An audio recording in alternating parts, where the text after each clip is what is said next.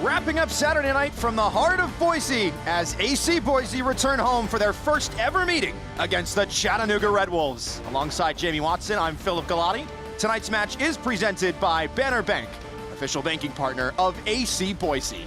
The hosts back at Athletic Club Boise Stadium after a statement win last time out, 4 goals and a clean sheet against Westchester. It was the nature in which Boise was able to score their 4 goals. They were able to do it in a scrappy way off of a set piece, and then a transitional moment that saw a throw in all the way back in their own end lead to a goal at the other end. The type coaches love. You get some individual brilliance from Dennis Kostishin, and then you get the type of goal where you just outcompete and you scrap.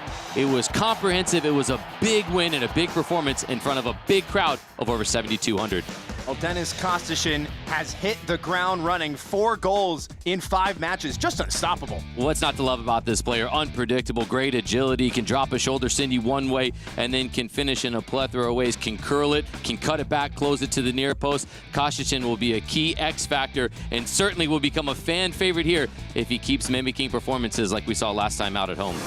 Meanwhile, on the other side of midfield for Chattanooga, it's been a little bit of a slower start to the campaign. 1 win, 1 loss, and 1 draw through their first 3 matches. Head coach Scott McKenzie spoke on the importance of defense. Last time out in the league, that goal scored by Tay Keeley in the first minute was the lone strike in that match. They lost to Fort Wayne on home soil, and Coach McKenzie saying they need to shore up defensively if they are to turn the ship around. But compared to last year, this start, not so bad. And everything at the bottom will tell you that it's okay. This group has been here before and yielded still a good result, finishing 2nd in the league last season. So this is the type of match that can kickstart everything, getting a good result on the road against a good Boise side. When you need to change your tune, you look toward one of your leaders, and that's Omar Hernandez. There's balance in Omar Hernandez's game. He can score a goal, he can create. So if you don't get close to him, he can shoot. If you overcommit, Hernandez can look to slip players in around him. He's the type of player that makes others around him better. That's so vital for the Red Wolves.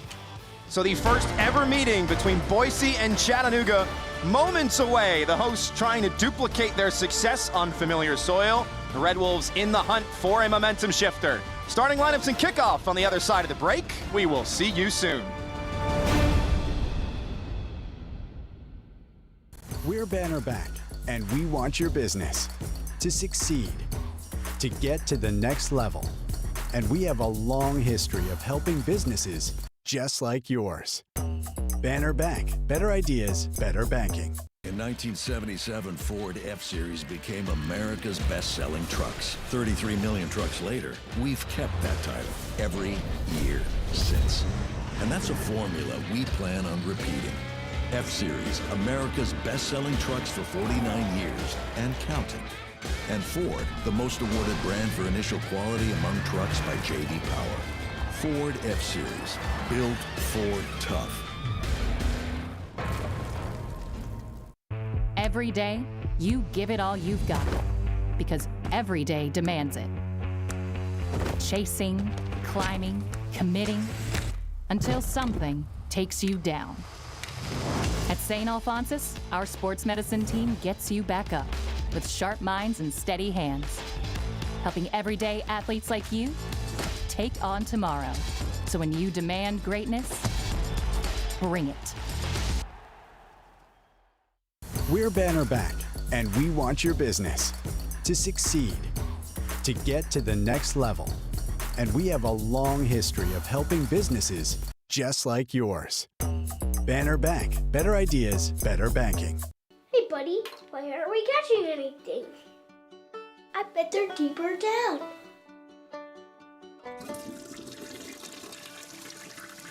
Mom? Unexpected plumbing issues? Diamond can help with prompt, reliable, high-quality service. Call the amazing team at Diamond Heating, Cooling, Plumbing, and Electric. From leaky faucets and broken pipes to water heaters and softeners, Diamond's 5-star heroes can help. Diamond. Your home's best friend. Almost time to get underway. Tonight's walkout is sponsored by the Idaho Ford Dealers, the official auto partner of Athletic Club Boise. We'll take a look at the starting 11 first for the hosts and head coach Nate Miller. This team is predicated on their wing backs. Bodley on the left side, Moon on the other. Those players get up and down. They're asked a lot aerobically. A good telling point of if Boise is in control, the starting positions of those wing backs, the higher up the field they are, the more advanced they are, the more possession Boise's keeping. Tonight's starting lineups brought to you by the Idaho Ford dealers as we take a look at how the Red Wolves will line up. A little bit more of a narrow setup, more of a diamond midfield for the Red Wolves. They'll look to overload, crowd the midfield, a bit more direct into Hernandez squared up top, with those two then picking up the pieces. Mercer playing that number 9 role in the most advanced position, looking to stay in between the 2 posts and the width of the 6-yard box to get on the end of any service. So the Red Wolves with the red trim and the white strip. You see Boise in the black with the green. Philip Galati, Jamie Watson with you. First ever meeting between these two sides. An incredible performance by this club to christen the Athletic Club Boise Stadium against Westchester. Chattanooga hungry to bounce back. Wait for the whistle of Kalilu Jarju, and the ball is rolling in the epicenter of Boise.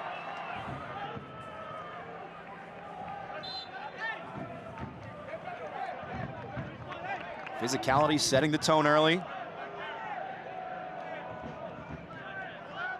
Likely going to be a lot of play in those channels, especially with how direct both of these teams like to be.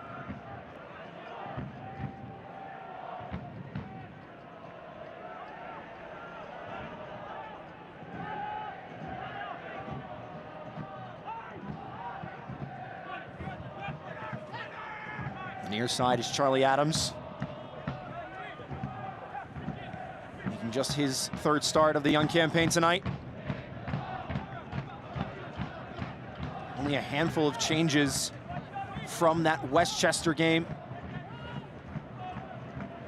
Most of them on the offensive front, but again, for AC Boise this year, they've had no trouble finding players in dangerous spots and putting the ball in the back of the net. Look how low this block is from Chattanooga. So what this will ask is patience, a little bit more passing east to west, waiting for these moments to try to go forward. Moon at the edge of the area, waiting to stand it up, and it'll deflect out for a corner kick. Lively start from Boise, understanding how to be able to probe, be patient, going side to side, and then ultimately when Moon gets to the inline, he understands there's a pair of defenders, so the best case scenario is to try to knock it off and win a corner. This is a Guinness corner kick, first of the night.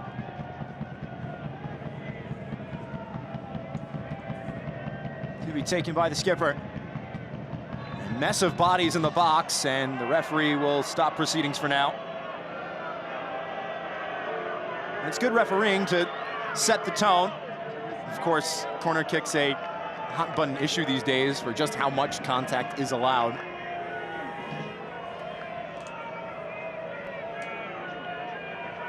So the rule of law established, and we will try again.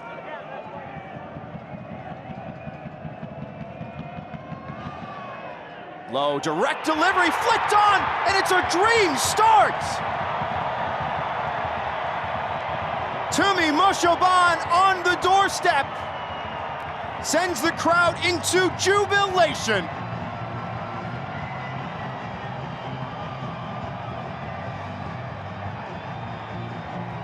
That's a dream start for the host. And watch the way this delivery has so much speed, just takes the slightest change of angles with the initial header from Krul. It's Moshoban to react first, and it's Moshoban to react fastest. Off to the corner to celebrate he goes, and to send this stadium and these fans into delirium inside the first 3 minutes. That AC Boise goal is brought to you by Restore Hyper Wellness. That is now the 3rd consecutive game that Chattanooga have conceded an early goal in all competitions. Last week, Fort Wayne found the back of the net in the 1st minute at the Wolves' Den. So too did Corpus Christi in the 7th. That was also a 1-0 ball game. And now in the early doors of this one, once again, Chattanooga on the back foot. You start to think back to the last match here at Athletic Club Boise Stadium, where the first goal of that 4-0 rout of Westchester was off of a corner, a bit more scrappy. This one, a really confident run from Krul. The service was so good coming in, and Moshaban, right place, right time. That is exactly the start that the hosts want. And for Chattanooga, now the response is to make sure you keep your head about you. You cannot have this compound and go from 1 to 2, so you need to simplify right now. Less is more to calm down the momentum that Boise has. Well, tonight's keys to the game are presented by Idaho Ford dealers, so as far as that goes, we'll dive a little bit deeper into just how Chattanooga can get back into level terms. Winning the second ball is going to be so important for Chattanooga. If they're going to play direct, then it's about picking up the second pieces and having a better starting point from winning those balls in advantageous positions. For Boise, quick ball movement, moving side to side. That's how they won the corner kick, was going east to west, Moon getting to the end line, winning that corner. And then from there, they do the business off of the corner. That is so important to what Boise want to do and what Nate Miller wants to see from his side.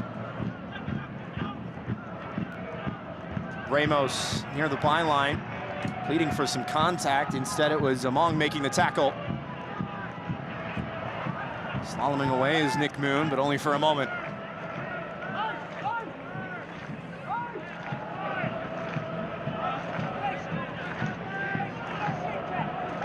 This is exactly what head coach Scott McKenzie warned us about. We had a chance to catch up with him earlier this week, is when teams will actually sit off a little bit and give Chattanooga some space, especially on the back line, because they want to go so direct. If teams are just going to sit back and win that first and that second ball, it's going to be very difficult for the Red Wolves to start building momentum. It's a chess match between the two managers, isn't it, Nate Miller? Understanding Chattanooga want to play direct, so if you play a lower block and you invite Chattanooga to keep possession, and at times that changes the course of action which Chattanooga are used to doing in their training, the patterns of play that they're used to producing.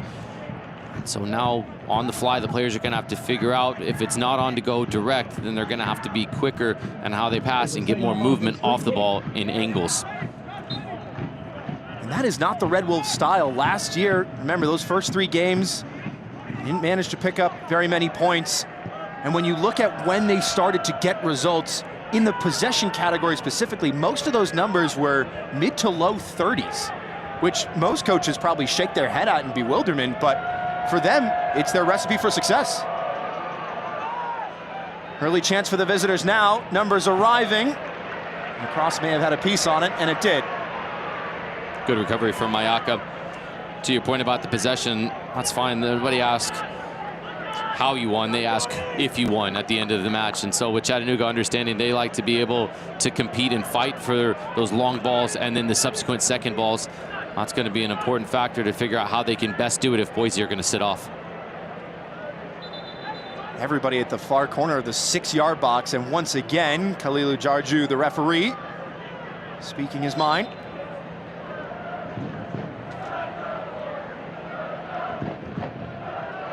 Looks like a talking to for Pedro Hernandez and Thomas Among.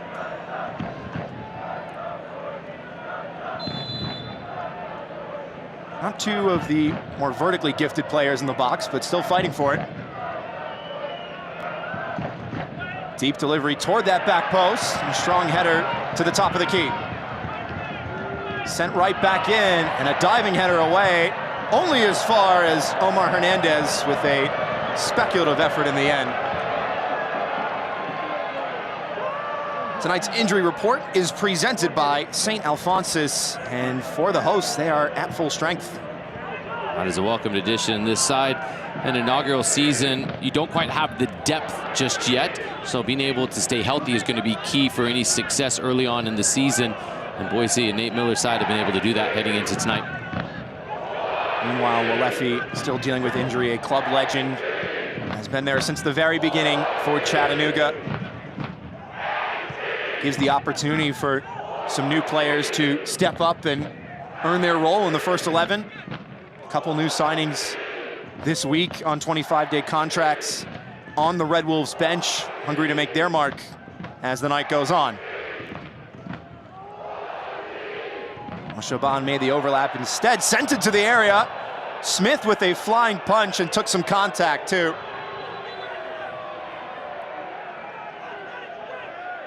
Scary moment inside the 18-yard area. Thomas Among at the last second realized what was happening. As the 2025 goalkeeper of the year was coming full speed and was always going to get there.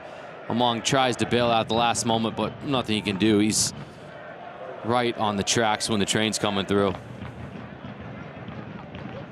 Jason Smith started his playing days with Utah Valley before transferring to Syracuse, and even before then was a USL League Two all-league team selection with the Utah Red Wolves. Just 19 years of age, and head coach Scott McKenzie first saw him then and knew he had what it takes to make it to this level.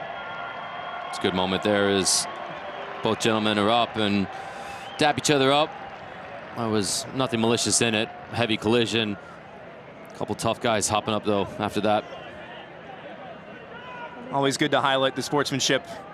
Injury stoppage covered by St. Alphonsus, and Thomas Among will clear the necessary protocols on the touchline.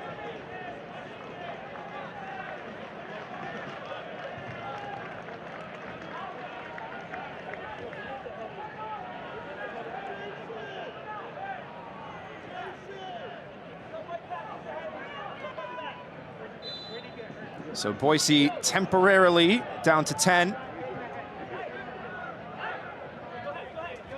And Chattanooga already looking for that Route 1 pass.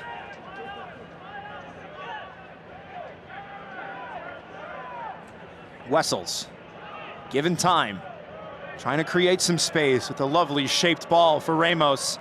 Stumbling, got the cross away, but only as far as the first defender. Excellent work by Blake Bodley to win the foul.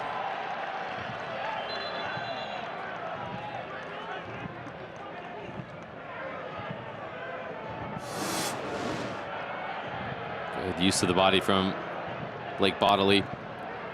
See what I did there? Ramos doesn't enjoy it. I don't think anyone's ever made that joke.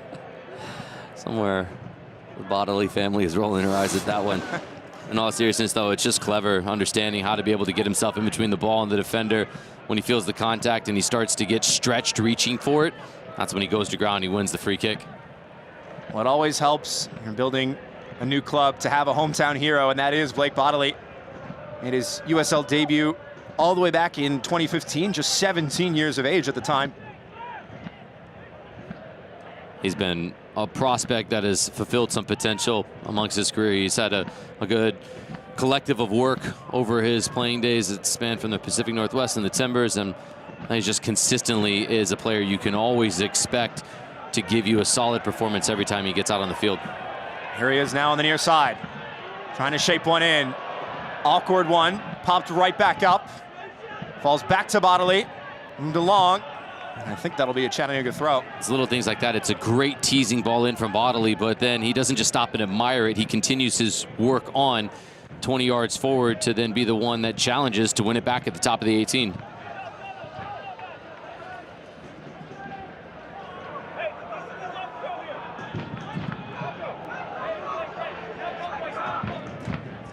Red Wolves still trying to find their momentum, building out of the back. Mercer winning the knockdown, and Hernandez running out of real estate.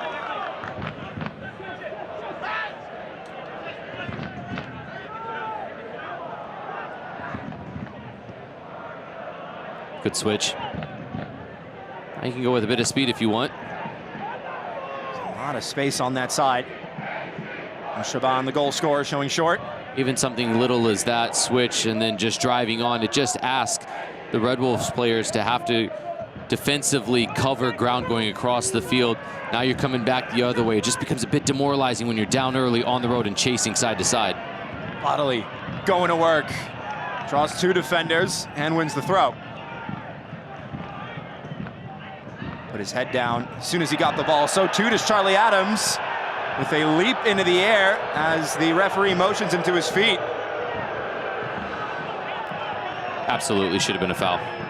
Adams cuts through two defenders. Watch Hernandez, number 14, is just coming through. There's no contact on the ball. Adams goes through. He You can understand the frustration there from the Boise faithful. No pay it, no mind. Mendez goes to ground, but no foul on that one either. That's a little glimpse of what Chattanooga want to do right there. Play the ball in, hold up play from Mercer, and then try to get Pedro Hernandez involved underneath. Doesn't come to fruition, but that's a small little glimpse of how Chattanooga feel they best can succeed going forward.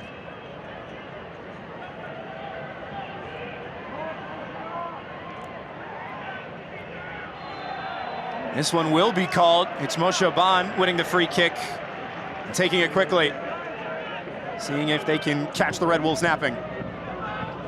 Kroll now, center half striding forward. Bodily in support, patiently waiting. Effortless ball movement from AC Boise.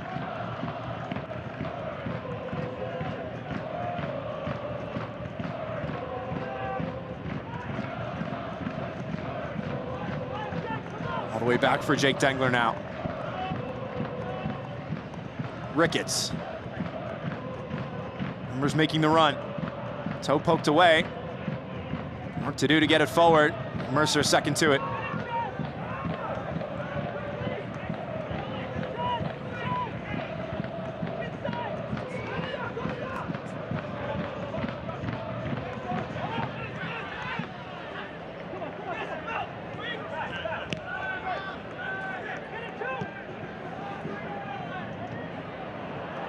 That's a poor mistake in midfield. Grayson Mercer trying to take it in stride. One-on-one. Mercer cutting it back, sitting down his mark, and curling right into the arms of Jonathan Cleaver. That's a poor giveaway. Moshe Ban gives it up, and this is really good for Mercer. He sells this, but he's all alone on an island. He's 1-on-3, so now he's trying to curl beyond the goalkeeper Cleaver, who has just moved his feet, got in the right position, anticipated where it was going to go, makes the save routinely. Bodily. Krul can go around. That's too slow from Krul, though. Instead, Bodily will go inside towards Moshe Ban. Upended, no whistle.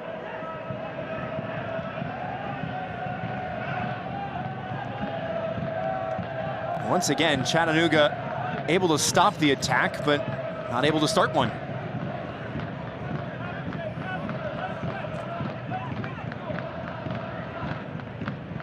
Just 4 points on the road this season for the Red Wolves. The win dates back to their season opener. Grayson Mercer scored his first professional goal in the 2-1 win over the Greenville Triumph. Since then, Red Wolves haven't been back to the win column.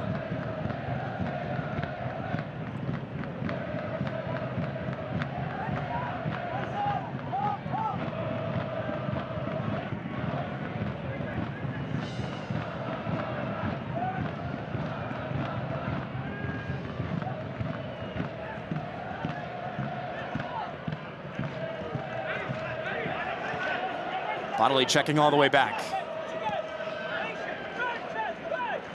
Again, more patience from this side.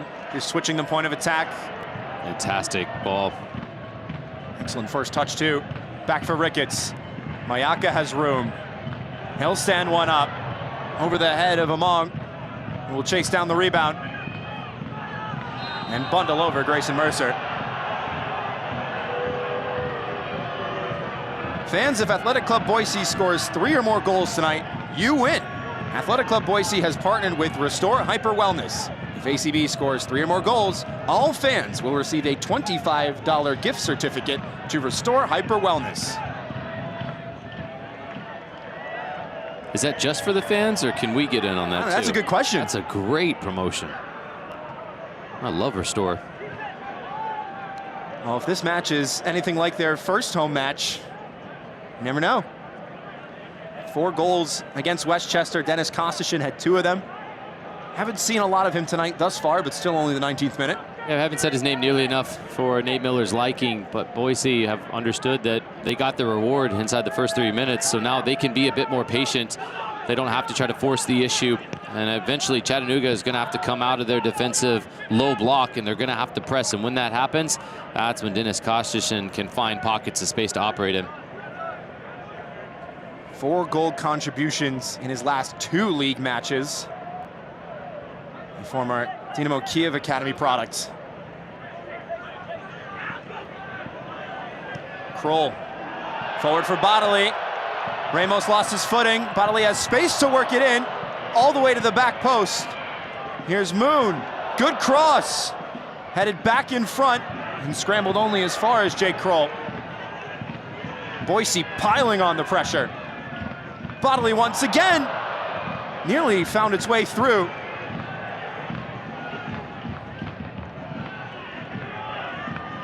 Unrelenting offense, another good ball in. And this one headed over by Moshe Ban on his second.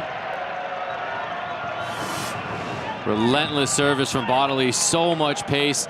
Moshe Ban has overrun this, so now he's trying to stop his momentum. He's trying to contort his body back. He actually doesn't try to get any power. The power's coming from the service. He's just trying to lean and arch his back to be able to have the ball hit his forehead and redirect, unable to do so. Quite difficult of a task. Nate Miller, the first head coach in club history, and 20 minutes down, you have to imagine he's been happy with what he's seen thus far. I love getting to talk to Nate Miller. This is a guy, one, that just loves the game. And then two, he was very, very obvious about his love and enjoyment of living in Boise. Said that he's embraced the city with his family. The city has embraced him and his family. It's just been a wonderful marriage, and he was very complimentary of his club's organization, that they were willing to put resources in to get players, very experienced players like Bodley, that's already been influential in this matchup. And he says there's something special here, and he feels very fortunate to be a part of it, and they're building and working towards something even bigger in the future. It's a St. Alphonsus free kick, 10 yards outside the center circle. How cool is it as a coach as well to bring a plethora of former players to this side? Was with the San Diego Loyal for many years. Tubi Moshe Ban was scoring goals for him with the Lansing Ignite back in 2019. Moshe Ban was an all-league first-team selection then. You go through seasons where you're in the thick of it with players, and you grow closer, you learn what those players are about, they trust you, you trust them, and then sometimes you get pulled apart and you get a chance to bring them back. It's something even more special. You appreciate it. Guys like Charlie Adams as well too, another former player of Nate Miller's. It's no surprise it's easier to get the buy-in from these guys when you've worked with them and they know what you're about, and you can help sell the project of something new that didn't exist before the season, and it's unfolding before our eyes now. Back for the man with the armband, Charlie Adams. Excellent turn, Among through contact, got away, didn't get the call.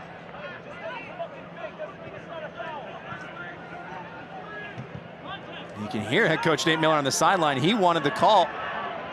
Adams will carry on.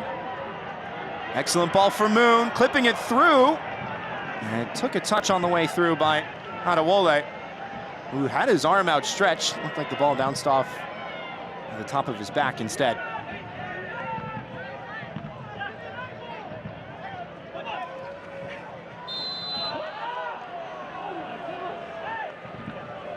The USL on the CBS Sports Network continues on May 13th with a primetime showdown. Newcomer AC Boise takes on high-flying FC Naples at 9 p.m. Eastern on Wednesday, May 13th. Catch all the action on the CBS Sports Network. And right on cue, we were singing his praises. Head coach Nate Miller has talked himself into a yellow card. A yellow card to AC Boise head coach Nate Miller. Well, dissent is a big talking point and a point of emphasis as well for pro officials this year. Scott McKenzie, the head coach for the Chattanooga Red Wolves, got a red card in his last league match. He's watching from the stands in this one as his side carries this one forward with numbers. Across a little bit behind.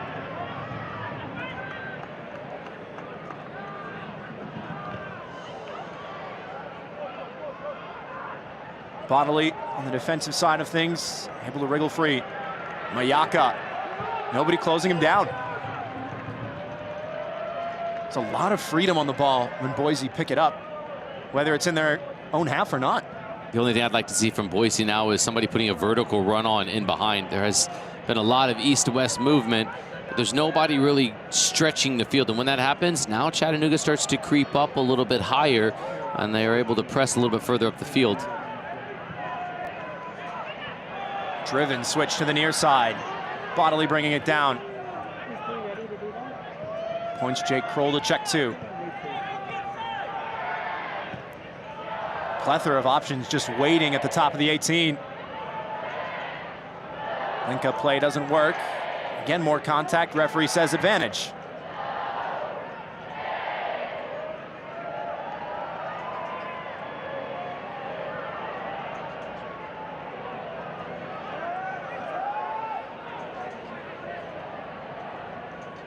We mentioned earlier that Chattanooga can succeed with some pretty low possession numbers, but even still, through 24 minutes and change, haven't seen very much of the ball at all. Per Opta, Chattanooga sitting at 25% possession. Boise 75. And with that little, it is hard to try and get something going. Grayson Mercer had an excellent attempt on an island, but Chattanooga switched to a 2-striker pairing tonight to avoid that scenario. They want Grayson Mercer to have some support, to have that 5-10-yard option. Instead, it's Jordan Ayambila awaiting his support on the far side. Sends it in, and Mercer not able to get there.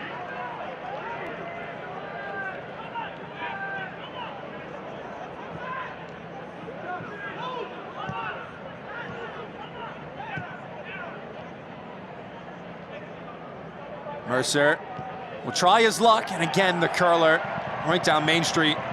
Cleaver unbothered.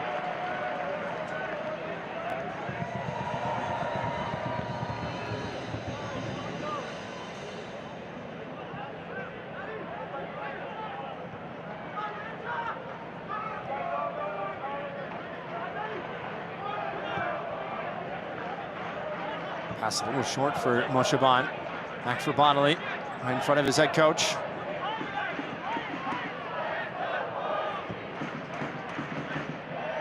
There's that switch that you've talked about a few times, Jamie, just letting off the pressure a little bit, giving them some time to breathe.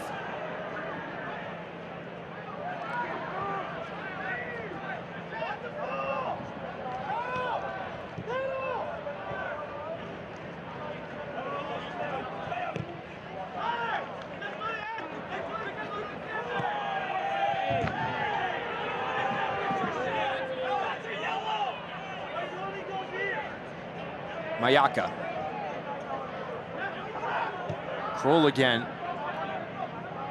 Jake Kroll, the 8th player in League One history to record 150 regular season appearances. Reached that mark last time out right here at Athletic Club Boise Stadium against Westchester.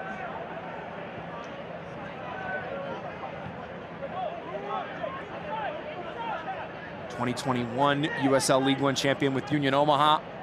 Most recently playing with Forward Madison. Poked through for Kostashin. Again, we haven't said his name tonight. I don't mind that that was not even a 50-50 ball. It was 40-60 at best. It was always going to be in favor of Ayambila winning that. But you reward Kostashin for putting the run on, and for a skillful player like him, you need to try to get him on the ball and get him going. Ramos on the ball. He has space to get going. Cutting inside. Still Ramos. Stymied. Still alive. And in front is Jake Dengler. Red Wolves starting to put the pieces together. There's a glimpse of it. They broke the pressure and they were able to go quickly. Good call to be able to tell Ramos that Hernandez had it, so he lays off of it, and Dengler puts the big frame right in the way. Set pieces are going to be so important for Chattanooga, who have been anemic in possession. When you can have the great equalizer be set pieces, they're going to need good delivery with this ball having a lot of pace being whipped in from Wessels. Grayson Mercer, one of the better ball winners in the air in League One. Instead, it's a training ground play. It'll be a difficult one to take out of the air, and the counter could be on. Bodily shrugs off the challenge. Referee says play on. It's Bodily by himself, and Ayambila does enough to put him off his stride. That all started from a corner kick where you go short to just lose momentum. Mercer, 25 yards out. Shares the wealth with Ramos.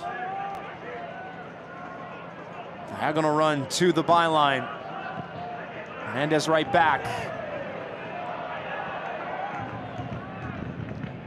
Maybe a chance to reset. We really haven't seen Chattanooga try and set up shop in the final third.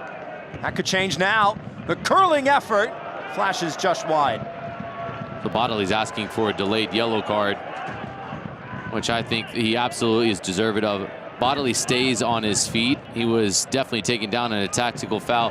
What we don't need to do is punish players for staying on their feet. Absolutely. If Bodley goes down, that's a yellow card. There's no question about it. It's the easiest one a referee will give, but because he stays on his feet, it's not.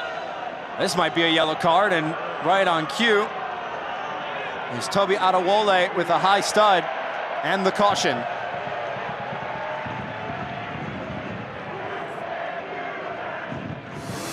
Watch the way that Among gets stepped on from behind, right on the back of the right foot. Absolutely a yellow card.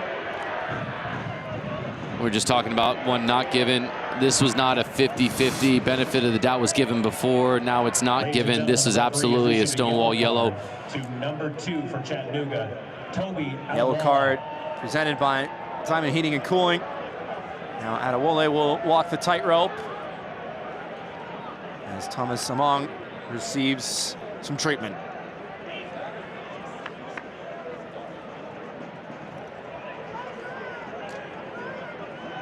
So a chance now for Luke Winter to address his charge, the assistant coach.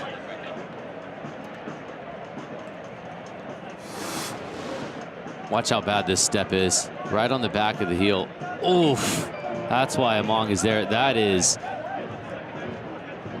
a heavy challenge, and Among instantly, you can see how much that one hurts. As a former center forward, I understand that feeling, and it is a painful one, but it also then plants a seed every time you have your back to goal and Adewole is behind you. You're thinking, am I going to get stepped on again? That one is every bit of a yellow card, and it's not even a discussion. Not a fun one as a forward, and as an advanced U.S. officials referee, sometimes I think you see that one given as a red. Yeah, talk to me. What do you've gone through the paces here. If Jarju produces a red card, do you have a complaint with that? Depends what team I'm playing for. I mean, there's force there. The Achilles is a tough one just because that's such a dangerous injury. Can't protect yourself there. Can't protect yourself there. I don't think there's enough force in that to cross the threshold of serious foul play. He's making a legitimate challenge on the ball. It's a reckless challenge. I think yellow card is the right answer. If there was orange, probably that one. There we go. I agree with you. Yellow card, but with a talking to of Adewole, don't give me a second reason here to give you another booking because you're already on thin ice. Kroll now had a half an eye for goal there. It was a long way out.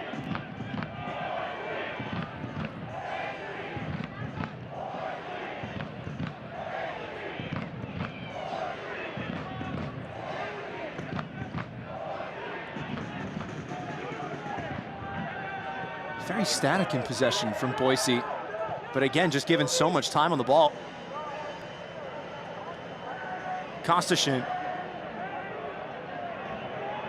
wanting to make something happen. Right-footed cross. Wasn't a bad one. Rebound falls to Bodley. This one takes a spinning deflection.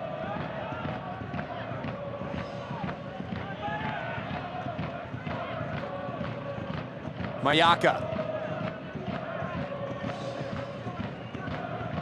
Thought about driving centrally, instead back to the far side. Whipped into the near post, and an acrobatic attempt from Moshaban. I like this from Moshaban. The willingness to run from a deep lying position. That would have been something spectacular if Moshaban could have changed the angle there and redirect it.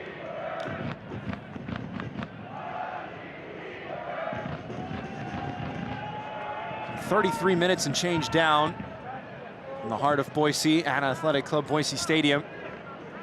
If you're head coach Nate Miller, do you change anything about how this team builds up? No, you encourage this group to go faster and be more dynamic. If they're going to sit in deep, you got to do something to unbalance Chattanooga, and that's movement off the ball. Kostashin has moved inside. Gets it right back from Nick Moon. Driven ball. Into the feet of Moshaban, back for Kroll. Now Bodily. Ramos with the sliding challenge. Kept the studs down, won the ball, but only for a moment. Mayaka. There's that movement you were talking about. Among shrugs off the challenge. Darts into the area, awaiting the cross. Clever little pullback. Kostichin's effort not over the first defender. Perfect example of what happens when multiple players just start to move around. Now Chattanooga is having to be reactive instead of proactive in their defensive setup.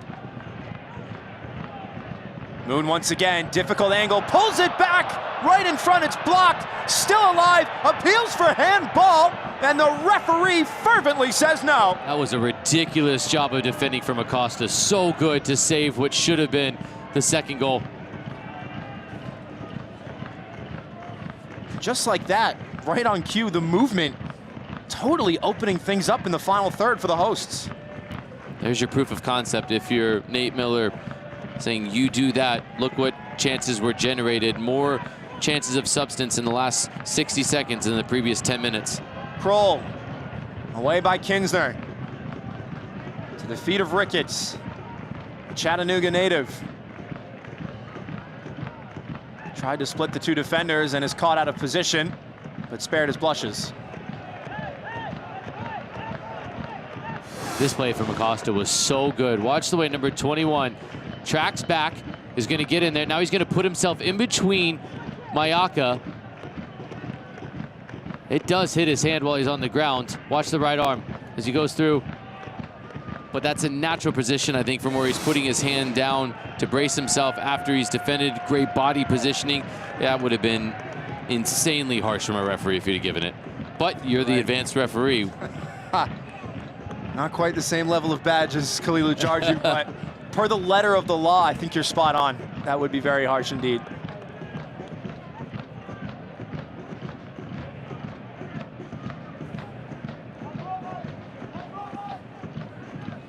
Dengler looking long, great feed. Brought down by Moon with the step over and the low cross right in front, off the crossbar and in. Thomas Among there on the doorstep, and that off-ball movement paying off for Boise, who have two in the first half.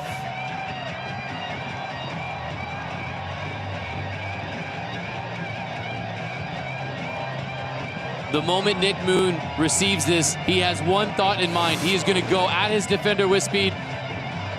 A delicious ball from Dengler. Now watch Moon just decide, creating just a half step of space, drives it across. It's a combination of Thomas Among and the defender Omar Gomez that are right there.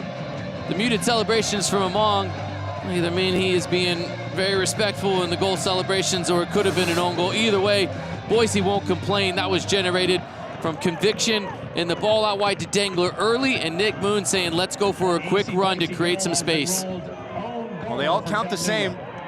No pictures on the scorecard, as it has been credited as an own goal to Omar Gomez.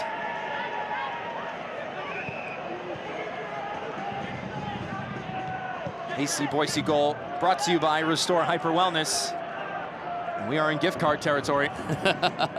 Don't the 7,000 plus in attendance know it? An incredible environment this club has built in the epicenter of Boise. We'll say it felt like it was Among's goal, but when he didn't get up celebrating, that's always a giveaway that the center forward knows it wasn't him that had the last touch. You try and claim it, right? But there's so many cameras and everyone's filming these days. Absolutely. They're gonna know. Gone are the days when you could be really convincing and the defender would go, yeah, I don't want an own goal either. You can give him credit. Watch the USL Championship in Spanish on 2DN, the nation's leading Spanish language sports network. Go to uslchampionship.com for the complete USL TV listings.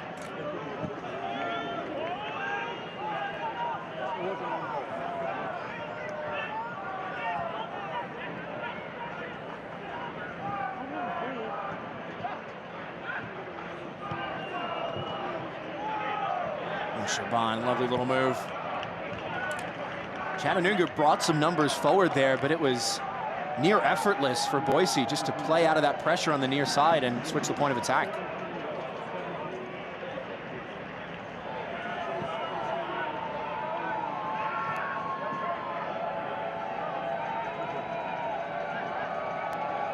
This is the score line and the type of match where Philip Mayaka should be on the ball. So often, Bodily a bit overzealous in an offside position. The more Mayaka can get on the ball now, the more that's going to ask Chattanooga to have to come out of this low block. Going to create more pockets of space for Kostishin to work, for Bodily, for Moon. We talked before this match started, Philip, and we said the positioning of Bodily and Moon will be indicative of how this match is going. 40 minutes in, 2-0 up. Bodily and Moon starting position are so high up the field because Boise are retaining so much possession. It is going about as well as Nate Miller and this electric crowd and Boise could have hoped for.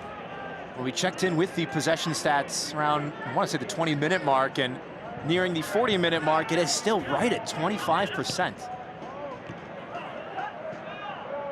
Mercer trying to make something happen. Ramos can't complete the 1-2. Hernandez is there. Second to it, courtesy of Dengler.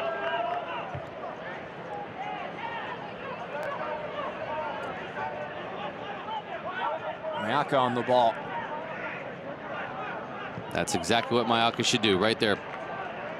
That disjointed press as Chattanooga just try to go, but it's one steps, then the next, and 1 and 2 touches can beat that. Mayaka with an excellent idea. If it can come off, Moon has the pace. Not quite the touch. Select is proud to be the official match ball supplier of the USL Championship. From the grassroots to the pros, Select is there every step of the way. Visit us.select-sport.com for the latest Select products, specials, and more. Select, the player's choice.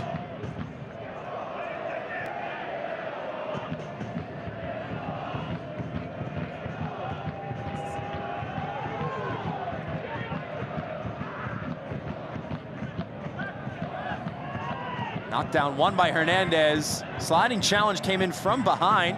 He still wants the call, and he won't get it.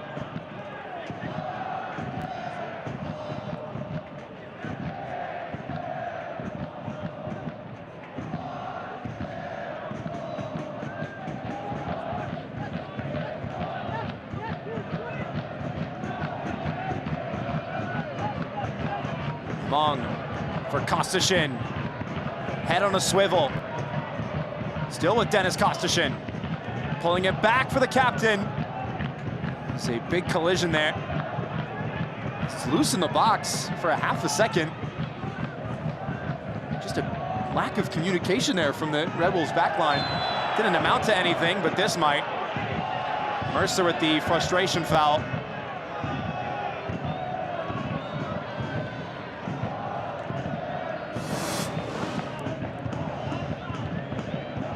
Need a Banner Bank roll counter from Krul. It's not something you usually see from a defender. 2.5, 3? A little late for the Winter Olympics. I hope Nate Miller pulls that up in video on Monday morning. It's obviously a foul, but Krul. Oh, that was funny.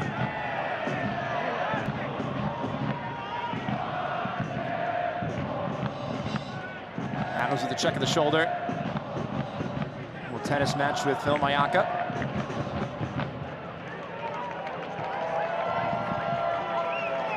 Kroll on his feet this time. Long for Moshe Ban.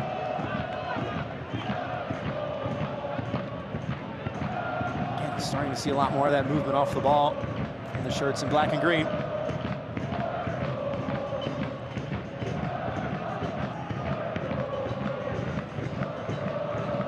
Boise not keen to set back, pressing for a third before the interval. Moon once again already with an assist tonight. Second of the campaign. I feel bad for whoever is sitting somewhere in an Opta headquarters counting this, but total passes for Chattanooga, 106. For Boise, 326. Wow. 220 more passes, nearly 3-1. I've seen double, I haven't seen triple before, I don't think. Stark contrast. But then again, Scott McKenzie, sitting up in the stands, has the best seat in the house in terms of being able to see the field and what he might change at the interval. If you're in the Chattanooga locker room, Jamie, what's your charge? Where do we begin? I'll be honest, this has been a very disappointing half for Chattanooga, and anybody that is associated would have to have a level of accountability to say this wasn't what we hoped for as well. Even balls like that where you finally get a chance to get your rest with the ball, you get switched and you immediately get possession back up. You got to get Mercer winning and challenging. It's a big task against Dengler, who is one of the most physical threats in the air in all of League One. But you've got to have real purpose and intent and some options, trying to come and pick up some secondary pieces. It just hasn't been enough from Chattanooga with a willingness to get forward. They've just been pinned back so deep. You've got to say the starting line has to be higher. At 2-0 down, you've got to be able to take some risk and have a higher starting point. Push it forward to a mid-block from this low block. Whipped in and comfortable once again for Cleaver. 3 minutes at a minimum. Stoppage time presented by Diamond Heating and Cooling. Still, with all those changes for the Red Wolves, they can find themselves right back in this match. They've had their backs against the wall many times before. Last year, they were picked to finish last in the preseason power rankings. They started the season with a couple very unfortunate results, and they ended up spending most of the year in first place, finishing in second, going to the playoffs. A little bit of an awkward one for Cleaver. And if I'm Nate Miller, I'm telling this group, don't do things like that. Do not beat yourselves. Do not make simple mistakes. This is how you just pass Chattanooga to death, side to side. Excellent move, low shot, and Jason Smith has his first stop. Soccer season is here, and SeatGeek is the official ticketing partner of the USL. Get all USL tickets and more from the #1 ticketing site, SeatGeek. Your ticket to great seats.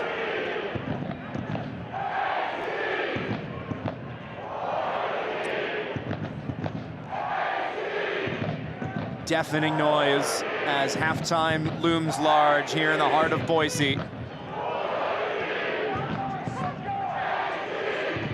Tumi Moshaban in the third off the corner kick from Jake Kroll. And then an own goal turned off of Omar Gomez in the 37th minute to leave us where we stand. First ever meeting between these two sides. Plenty to play for in this second half.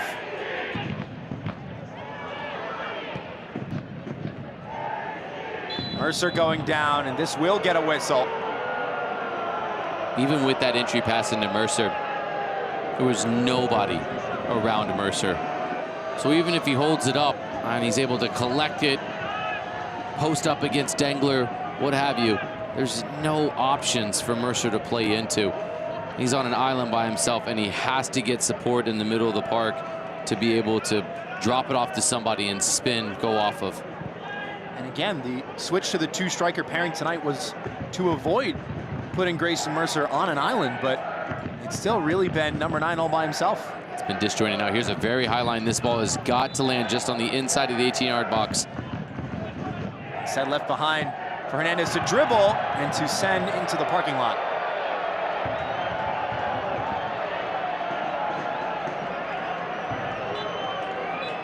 That is the last kick of the first half. One the Red Wolves will be quick to forget, but a memorable first 45 for AC Boise. Jamie, your thoughts? That free kick summed up the first half for Chattanooga. That's got to be better in the second half, and first and foremost, if things aren't going to go your way, you've got to at least match the intensity. It's a difficult atmosphere, a lot of adversity coming on the road to this boisterous crowd, but you've got to be able to match that at a minimum. There needs to be a clear step up in effort and willingness to compete in the second half from Chattanooga. So 2 goals to the good for head coach Nate Miller and company. The first ever meeting between Boise and Chattanooga. First half in the books, the second half all to play for. We'll step aside for a short break. When we come back, the halftime show coming your way. From the beginning, Idaho has been home. Since 1968, we've stayed true to what matters most: hard work, local ranching, and exceptional beef. As pioneers of American Wagyu, we're involved every step of the way, from ranch to table. Unforgettable beef, done right, by people who care. Snake River Farms, proud supporters of Athletic Club Boise. We're Banner Bank, and we want your business to succeed, to get to the next level.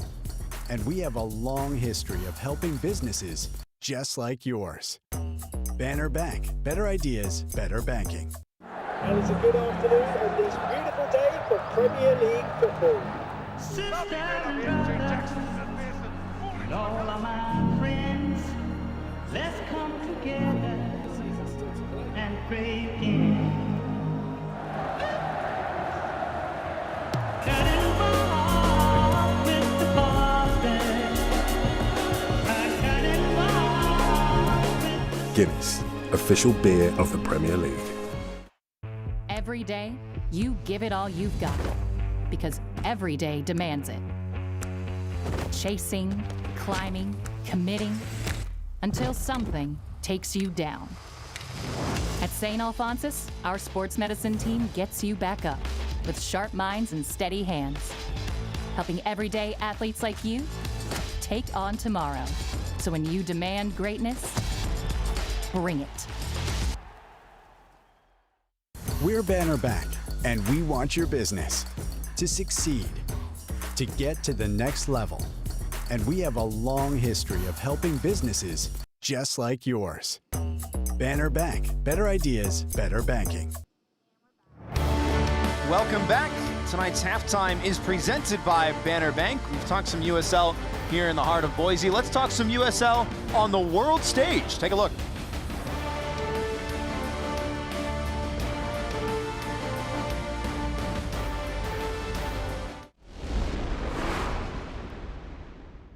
With the field for World Cup 2026 now set, the USL can enjoy its place in the countdown to history.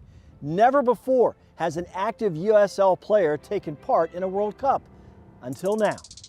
For the past 2.5 years, more than 30 players from USL Championship and League One battled through World Cup qualifying. This summer, 6 of them have a chance to hit the field for their respective countries. Miami FC teammates Eloy Rom and Jurgen Locadia made history, helping Curacao qualify for the World Cup for the first time ever. Curacao will face Germany, Ivory Coast, and Ecuador in group play. And for the first time since 1974, Haiti will take part in the World Cup, following a very unique road through qualifying. 4 championship players, Duke Lacroix and Garvin Matusala of Colorado Springs, Delence Pierre from FC Tulsa, and Carl Sente from New Mexico United, led Haiti through qualifying without playing a home match. Now the Haitian team faces a tough group at the World Cup with matches against Brazil, Morocco, and Scotland. But while World Cup qualifying owned the spotlight in late March, several USL players took part on U.S. youth national teams, also on the world stage. Colton Swan of Charleston Battery scored a goal for the U.S. Under-20 team against Argentina in Argentina. Orange County SC's Tyson Espy played for the Under-17 team in Paraguay. And the U.S. Under-18 team played in Portugal, featuring Ramiz Hamuda from Birmingham Legion, Brandon Days of Louisville City, and Jameer Johnson from Orange County SC.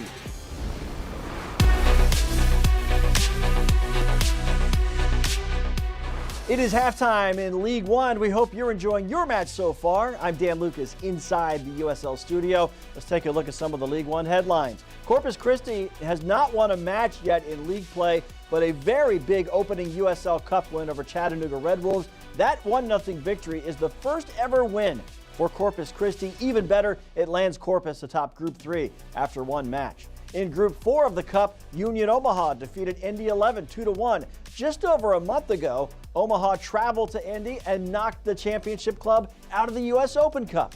And in Group 3, One Knoxville took the extra point from FC Tulsa in penalty kicks thanks to 3 PK saves by goalkeeper Johan Garibay. You don't want to face one knocks in PKs right now. 3 straight penalty kick shootouts, including wins over DC United and Asheville City to advance in the U.S. Open Cup. Upcoming USL national broadcast, May 13th, AC Boise and FC Naples. USL Cup play on the 16th with Richmond Kickers in Charleston, and Rhode Island hosts Brooklyn on the 23rd. All 3 matches are on CBS Sports Network. Those are the USL headlines. We're getting closer to the second half. Let's get you back out to your match.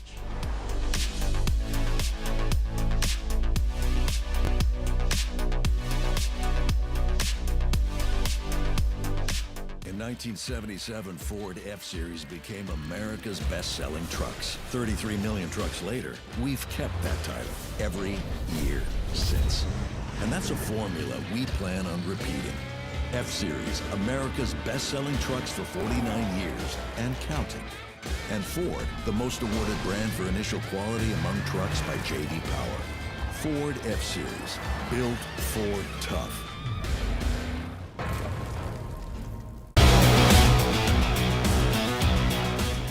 This week on USL All Access, we talk about the turnaround in form for Brooklyn FC and how the change in results should come as no surprise. Match day 1 of USL Prinks Tires Cup kicked off on the weekend. Who are the biggest winners and losers, and what trend has emerged that can already show us who this year's finalists are going to be? You'll see it SiriusXM FC or the USL YouTube page every Tuesday night. Welcome back, 2-0 at the interval. Halftime brought to you by Banner Bank. Philip Kalani, Jamie Watson with you as we take a look around the USL.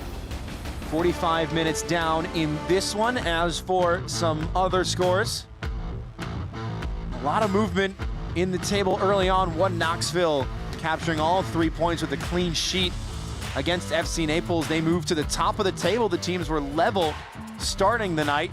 Portland as well, picking up all 3 points, the same exact scoreline from which they opened the campaign. A 3-1 win on the road against the New York Cosmos. 2-2 at Fort Wayne's new stadium.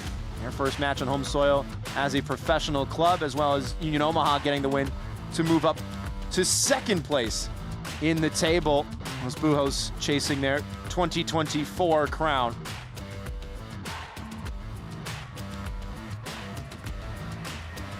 We'll step aside one more time. When we come back, we'll talk through the first half highlights, and then it'll be just about time to get underway from Athletic Club Boise Stadium. See you soon. From the beginning, Idaho has been home. Since 1968, we've stayed true to what matters most: hard work, local ranching, and exceptional beef. As pioneers of American Wagyu, we're involved every step of the way, from ranch to table. Unforgettable beef, done right, by people who care. Snake River Farms, proud supporters of Athletic Club Boise. Every day, you give it all you've got, because every day demands it. Chasing, climbing, committing, until something takes you down. At St. Alphonsus, our sports medicine team gets you back up with sharp minds and steady hands, helping everyday athletes like you take on tomorrow. So when you demand greatness, bring it. In 1977, Ford F-Series became America's best-selling trucks. 33 million trucks later, we've kept that title every year since. And that's a formula we plan on repeating. F-Series, America's best-selling trucks for 49 years and counting. And Ford, the most awarded brand for initial quality among trucks by J.D. Power. Ford F-Series, built Ford tough.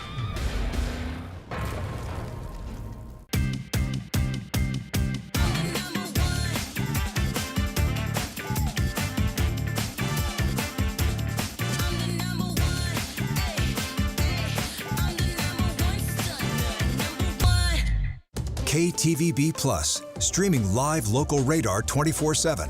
Watch as the storm rolls in and check the forecast whenever you want. Stream now and watch for free.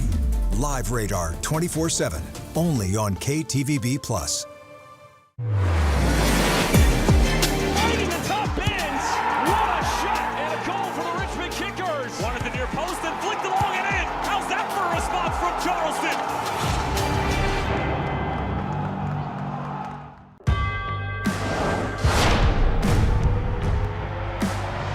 Prinks tires in the USL help soccer journeys everywhere to drive harder. From city playgrounds to suburban sidelines, from early mornings to late nights, from fun with friends to winner takes all, from the biggest fan to the biggest heart. And at every turn, Prinks tires will be there for the long haul. Pain doesn't care who you are or why you hurt, but pain can be mastered if you know the way. Fight back with Tiger Balm's legendary herbal power. Trusted for over 100 years, our proven blend of camphor, menthol, and essential oils tames pain with the strength and speed of the tiger, so that you can rise above pain and get back to living. This is the way of the tiger.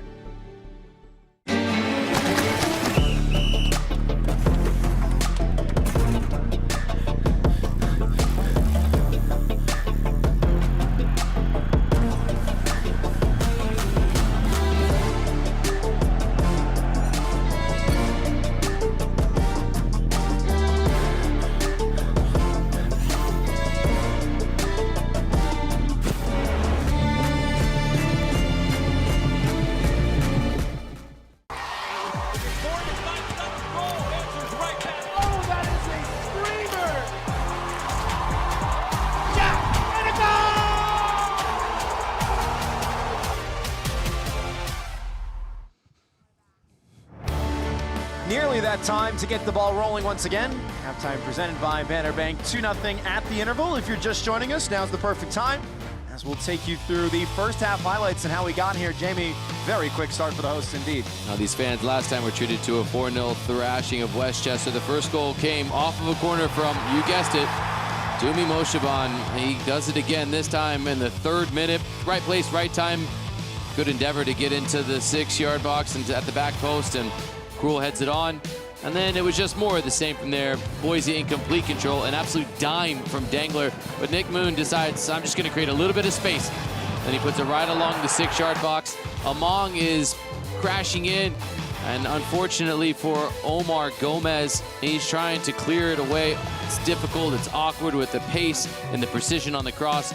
And Gomez turns it into his own goal. As comprehensive of a first half as you could hope for if you're Nate Miller and Athletic Club Boise. The halftime highlights brought to you by Banner Bank. If you're Scott McKenzie and the Chattanooga Red Wolves, we mentioned a little bit earlier some of the changes you wanted to make, but it involves getting Grayson Mercer off his island. Yeah, it's been difficult for Grayson Mercer, who's just been by himself for large portions of this match. Collectively, the whole group from Chattanooga has to step higher. They have to have a higher starting point, because even when they do win it back, they're so deep, there's so much ground to cover to even get into the idea of threatening. Put in perspective, passes in the opposition half in the first half, 58 for Chattanooga. For Boise, 201. That's a staggering difference. It just goes to show you where both of these teams are when they're in possession and starting their attack. Chattanooga pinned way too far back. Boise winning it back and starting higher up the field. I'm sure Scott McKenzie agrees with you on most of those points. Reminder, he is watching this game from the stands. So too is his assistant coach, Greg Warden. Both of them were sent off for dissent last time out against Fort Wayne. It is Luke Winter who is on the sidelines tonight for the Red Wolves. He's been with the organization since 2019 and now his 2nd season as an assistant coach for the first team.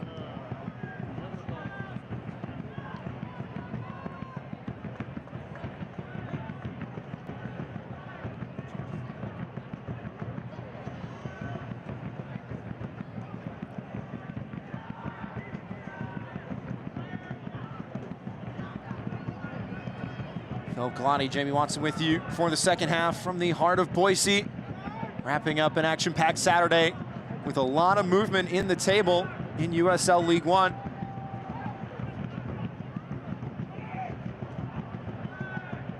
Still very early in the season. One Knoxville, the defending champions, currently in pole position. They're level on points with FC Naples coming into tonight. Knoxville got the win. Naples dropped to 4th. Got to give head coach Ian Fuller a lot of credit. He's come in and done a wonderful job with One Knox, and really taking this club where the expectation is every time they step on the pitch, well, they are in full control and a good value for 3 points. Luke Winter consulting with Ricardo Jerez, the goalkeeping coach. Trying to draw up something special to get back into this match.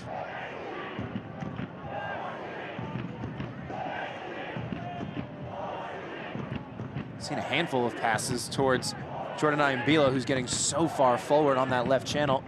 Better starting position instantly, 2 minutes in, already better than what we saw through the collective of the first 45 minutes from Ayambila. He started his career as a forward in his hometown of Accra with the Accra Lions Academy. Became a defender once he moved to Malaysia and played in the second tier with Selangor.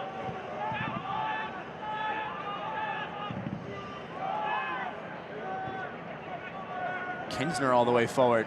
Haven't seen him much on the ball tonight, especially not this high. And right on cue, the pass too heavy-footed.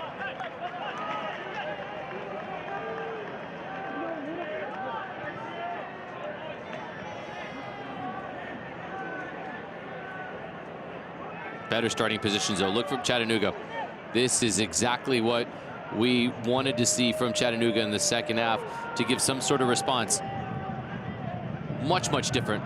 Now, all of a sudden, Boise are still trying to play and they're trying to progress up the field, but they're doing it 30 yards closer to their own goal. So I like this change from Winters. So if you're head coach Nate Miller, then do you change your philosophy in response to that, or do you just play your game? No, you tell the players you're going to have to play faster because you're not getting as much time on the ball, but you're hoping that Kostishin, number 10, look in the middle of your screen right here. He's in a great pocket of space. All right, so you got to solve the problems with passing quickly, and there should be bigger gaps because of the higher starting position. That 25% possession in the first half for Chattanooga was not sustainable. And if this game starts to get a little bit more back and forth, that's how they're going to find themselves knocking for the breakthrough.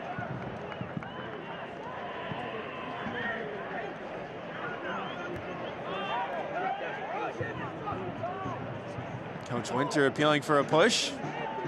He has to be careful what he says, otherwise there might not be any coaches left. Kostishin, Trivella ball, but it's behind the run. Always a pretty pass when it comes off the outside of your foot, but still it has to be weighted correctly.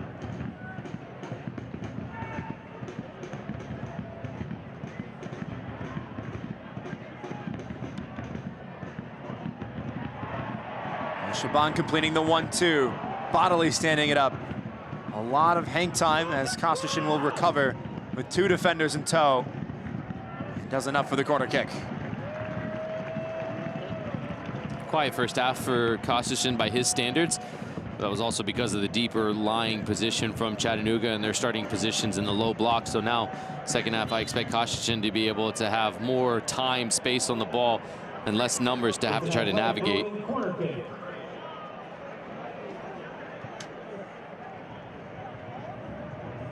This is an Athletic Brewing corner kick, just the second of the night for AC Boise. It will be the skipper, Charlie Adams, on the in-swinging ball.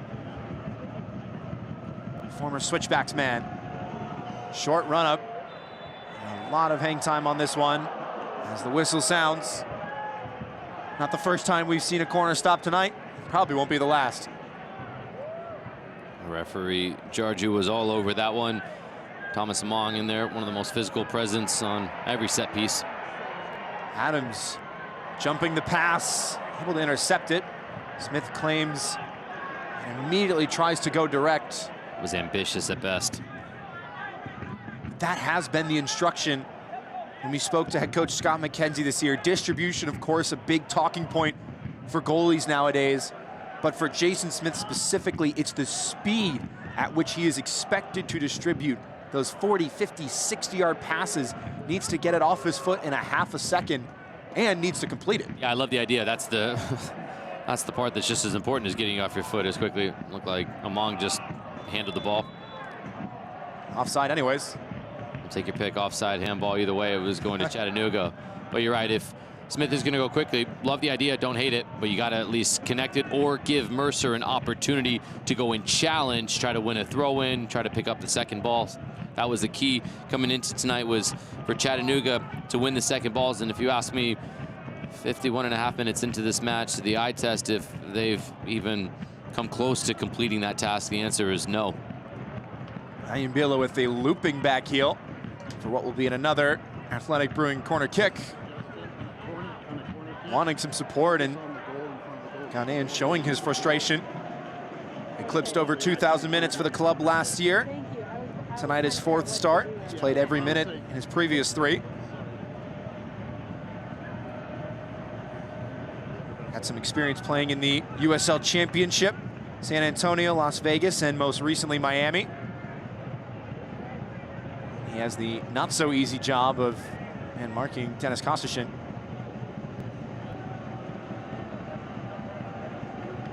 Mayaka showing short. Adams disinterested to the back post. Smith with a good punch through traffic. Still alive, and this one will be easier for the goalkeeper to watch.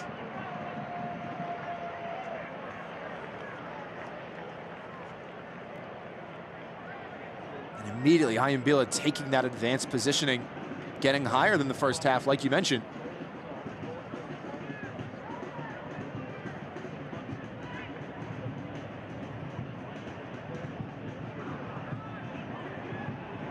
Moshaban fell right to him, has the overlap, push and go from Bodily, able to cut it back, but unable to get it beyond Jason Smith.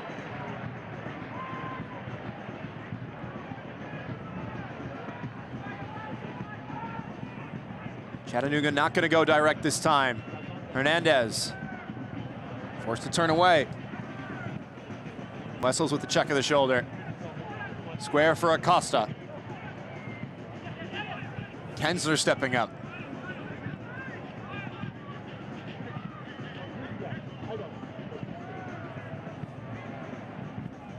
The Red Wolves really stretching the field in terms of the width of the play. Only a couple shirts in the middle. Mercer one of them, and nobody around him. Oh, that was reckless. Maybe yellow, no, it's a talking to. Reckless is the verbiage for a caution, but what do you think, Jamie? Mercer sells out. It looked worse. I think Mercer does end up pulling out a little bit. But that left knee actually drug back and hit the plant leg of Ricketts. If Ricketts makes a bigger meal of it, it probably can convince the referee of a yellow card. Fair play to Ricketts for just getting up and not trying to draw more out of it.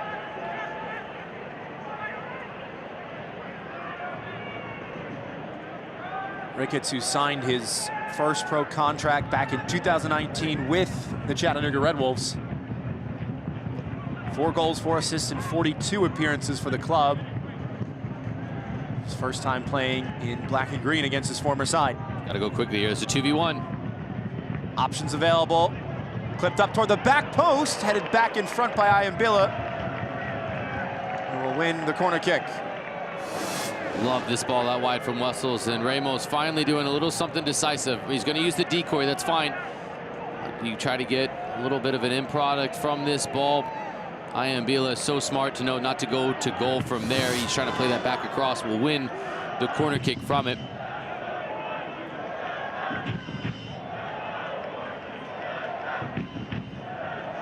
Two corners tonight for the visitors. Everybody at the back post. That's where the ball goes. Favor got a touch to it. Not the most convincing swat.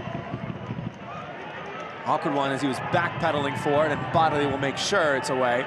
That was Kinsner, who looked like a center back, trying to do a step over and get a cross off. Mayaka read it well. Falls fortuitously back for Hernandez. Back for Hernandez! Oh my! A laser into the upper 90, and out of nothing, Chattanooga have life. Wow, this is stunning. from Omar Hernandez. It's getting faster as it hits the back of the net. It's got the swerve, it's got the pace, the precision, everything you could possibly want. There's very few goalkeepers walking this planet that are even going to come close to trying to save that. That is a stunning strike from Omar Hernandez. We talked about him before this match got underway. Chattanooga needing that momentum shift. They look to one of their leaders, the man who's been with the club since 2024, who came up through the Dalton Red Wolves, the club's USL League Two affiliate, climbed the ladder to the pro ranks. With his third goal of the season, that is the pick of the bunch.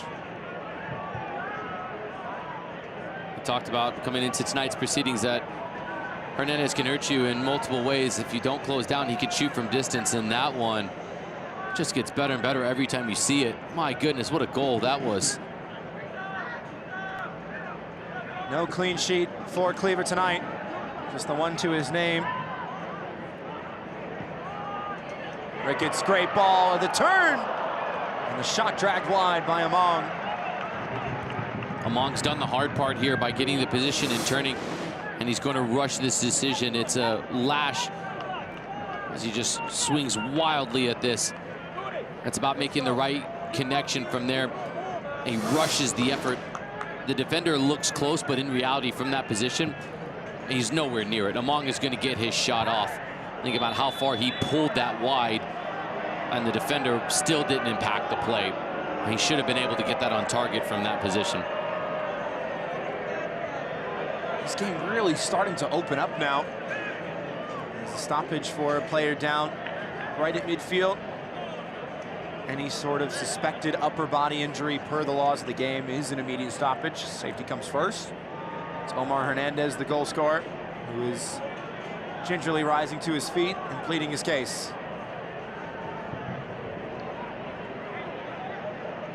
Still seen just the one caution tonight to Toby Adewole. 2 if you count Nate Miller on the sidelines.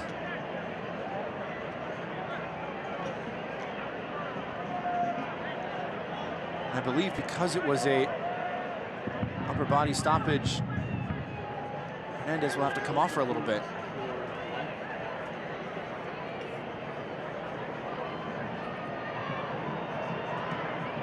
Numbers arriving in the area. First cross stamped away at the near post. And maybe Boise can counter. Among trying to use his speed down the far side. The push and go starts the foot race. And the physical tussle is won by Ayubila.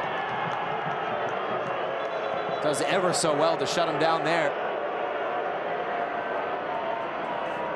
It will be a double change right on cue for Chattanooga Red Wolves, and a debut in his new colors for a League One legend, Angelo Kelly, replacing Matt Acosta in his first appearance for Chattanooga after lifting the cup last year with head coach Ian Fuller and One Knoxville. Angelo Kelly. Bentley as well in up top, who had the lion's share of his 7 goals last year in the first few matches of the campaign. Substitution brought to you by Guinness. Lovely day for a Guinness. Matthew Bentley coming out of the game. Grayson Mercer.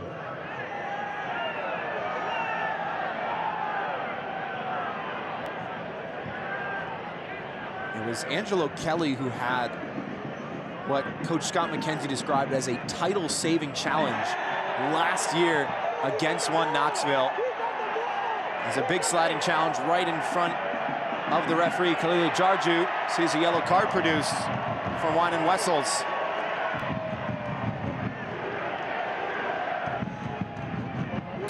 Everybody from a Chattanooga perspective were adamant that this was not a foul. It's just the nature in which the bottom of the boot's exposed.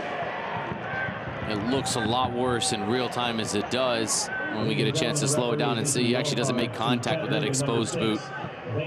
I would prefer to see a foul, but no booking there. I'm on board with that. Again, it's just the optics of it. In real time, so much harder to decipher. Here's Kostashin trying to unlock the defense and does get a corner kick for his efforts. Saying his name a couple more times in the second half now, Dennis Kostashin. That comes with the space that's now being afforded to him with Chattanooga in much more advanced starting positions. It's been a great response from Chattanooga after the halftime interval. They're going to be tested here. Remember, this was on the opposite side, but it was the left foot of Adams curling it in that Moshaban was able to score on in the 3rd minute. Watch the runs across the near post getting flicked on, and then the secondary ball. Athletic Brewing corner kick. As the whistle sounds once again, and another set piece is chalked off. It's Josh Ramos slow to rise, and it seems to be ready to carry on.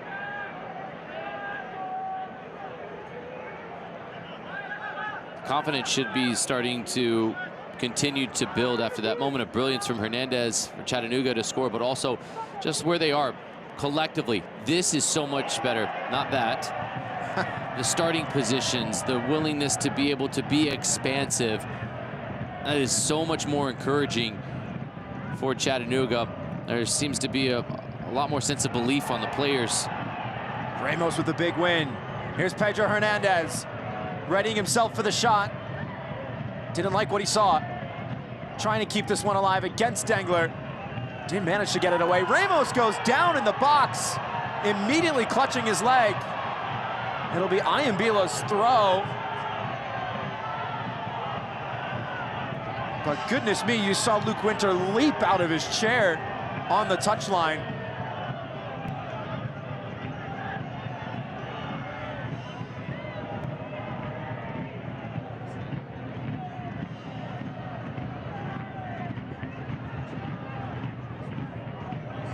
Joshua Ramos chasing it down, went over, holding his lower leg.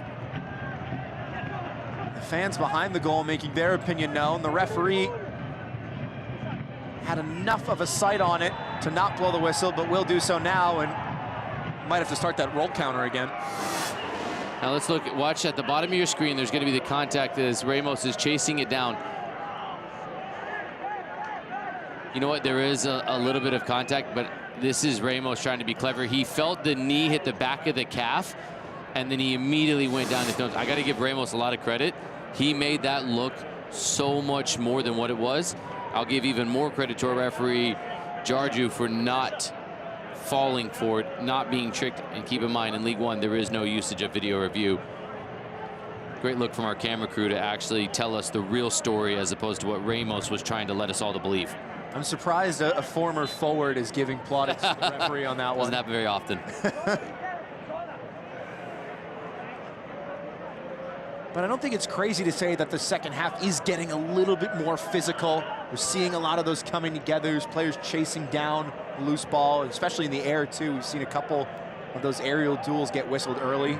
You asked, plain and simple, what do you want to see better from Chattanooga? And I'll be honest, it was difficult to answer the question in real time because there were so many different things that needed improvement. But first and foremost was just being willing to out-compete your opponent. If things aren't going your way, the one thing that you can't be stopped doing is competing and challenging and working, running, all those little intangibles, the non-negotiables.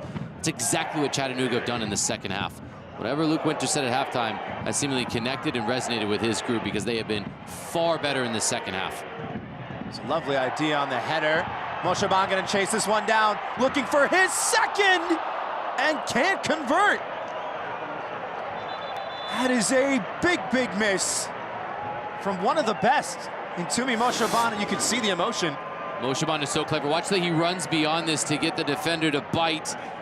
But then a player of his caliber will expect himself to hit the target from here. They got Adewole to bite. He created the space. Keep that opportunity in mind. If Chattanooga are able to come back and level this match, it should be 3-1 right now, Boise, based off of that opportunity. Double change as Charlie Adams replaced by Dominic Gasso, and Musa Nye handing out something to his teammates. He'll replace Nick Moon in the heart of midfield. And Nye named the USL League Two Defender of the Year with last year's champions, the Vermont Green. Second team All-American at VCU.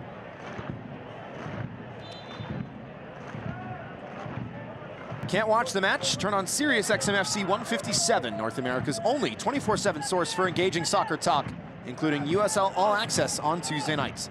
Plus your live matches from the USL, MLS, Premier League, and more on Sirius XMFC 157 and the Sirius XM app. Bentley on the far side. Good ball in. Ramos going down again. Referee pointing to the ball. Film me once, film me twice. No dice. That was the right call from our referee. Just a strong tackle. The ball stayed still. Ramos's momentum carried him over. Never a penalty. Absolutely spot on from our referee.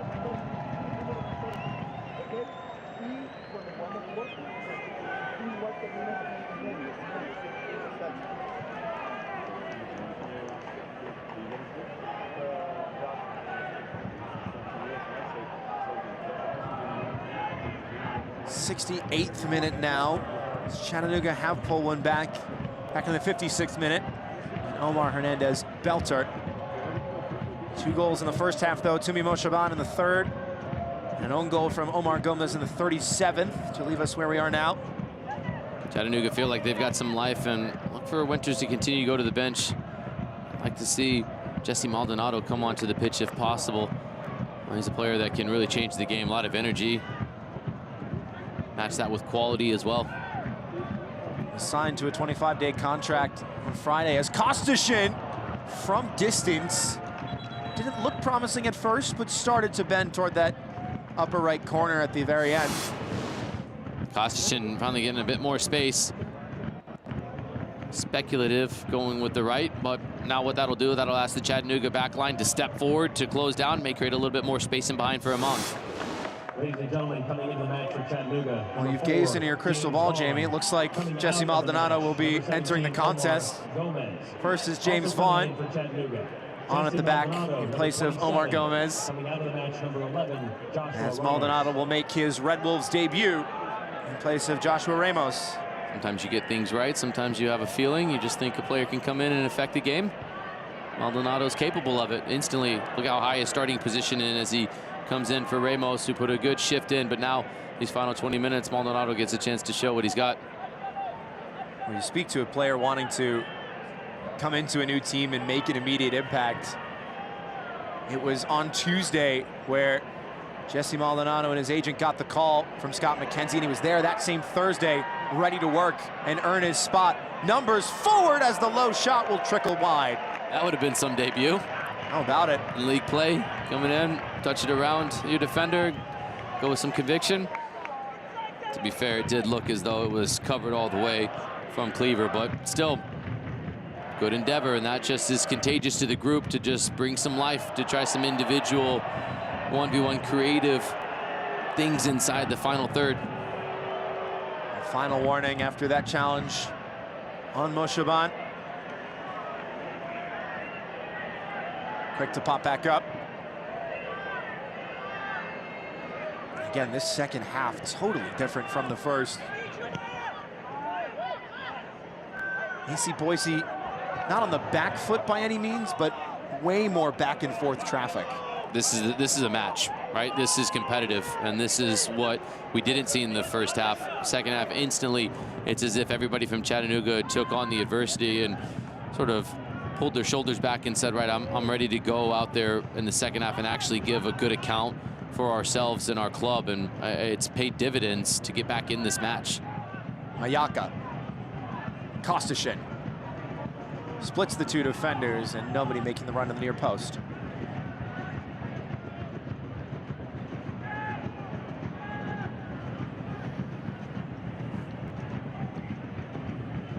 Hernandez dropping all the way back.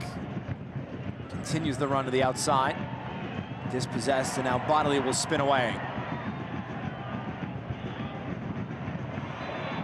That may be persistent infringement. No, it's Wessels rather, who is already on a yellow card.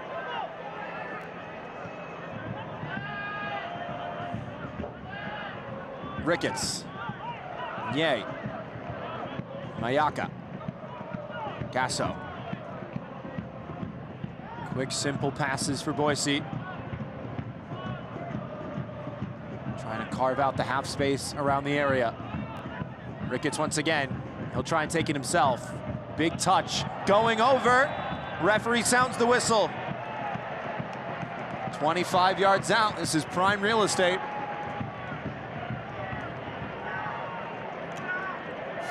Bentley gets on the wrong side of Ricketts, and this is unfortunate for Bentley. Doesn't mean much of it, but the feet just get tangled.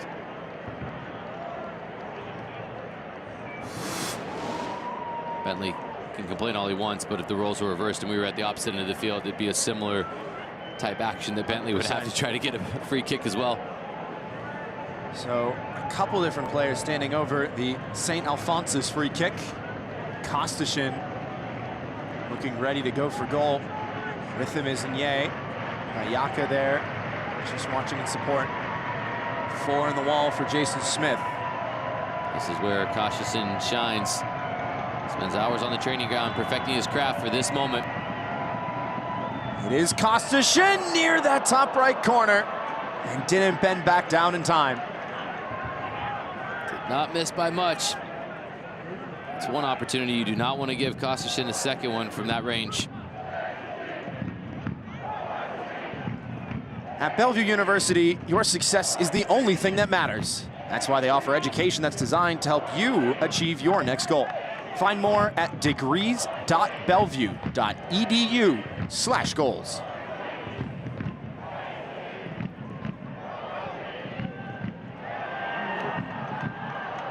And look what this high press is doing from Chattanooga. It's now forcing Boise into making mistakes and giving the ball away because they're having to play faster than they want to, and there's some pressure in front of them.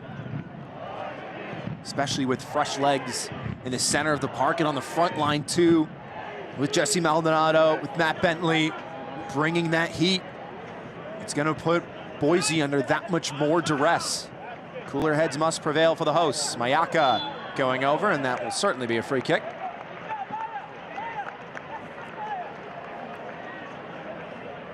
Philip Mayaka crossing midfield, winning the St. Alphonsus free kick, which he takes quickly.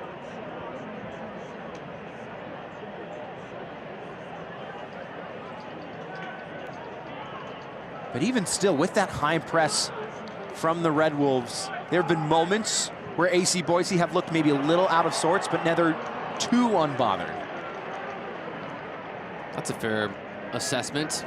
Boise have not given up control of this match, but Chattanooga have clawed their way back into this match to give themselves an opportunity at a result. And right now, your one mistake, your one moment of brilliance that we saw from Hernandez a little bit ago when he picked out the top corner in the 56th minute.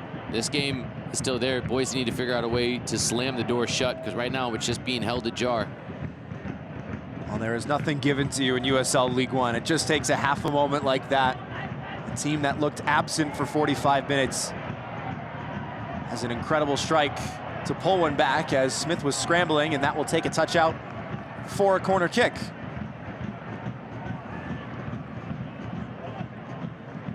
Kostashin once again doing enough.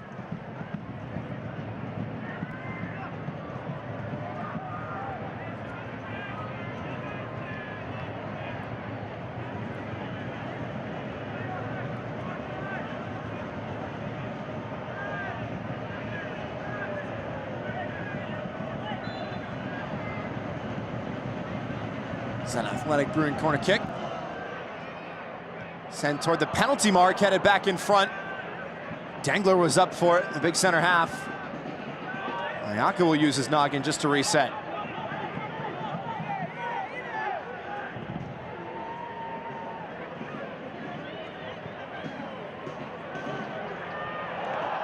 Big time collision with the ball in the air.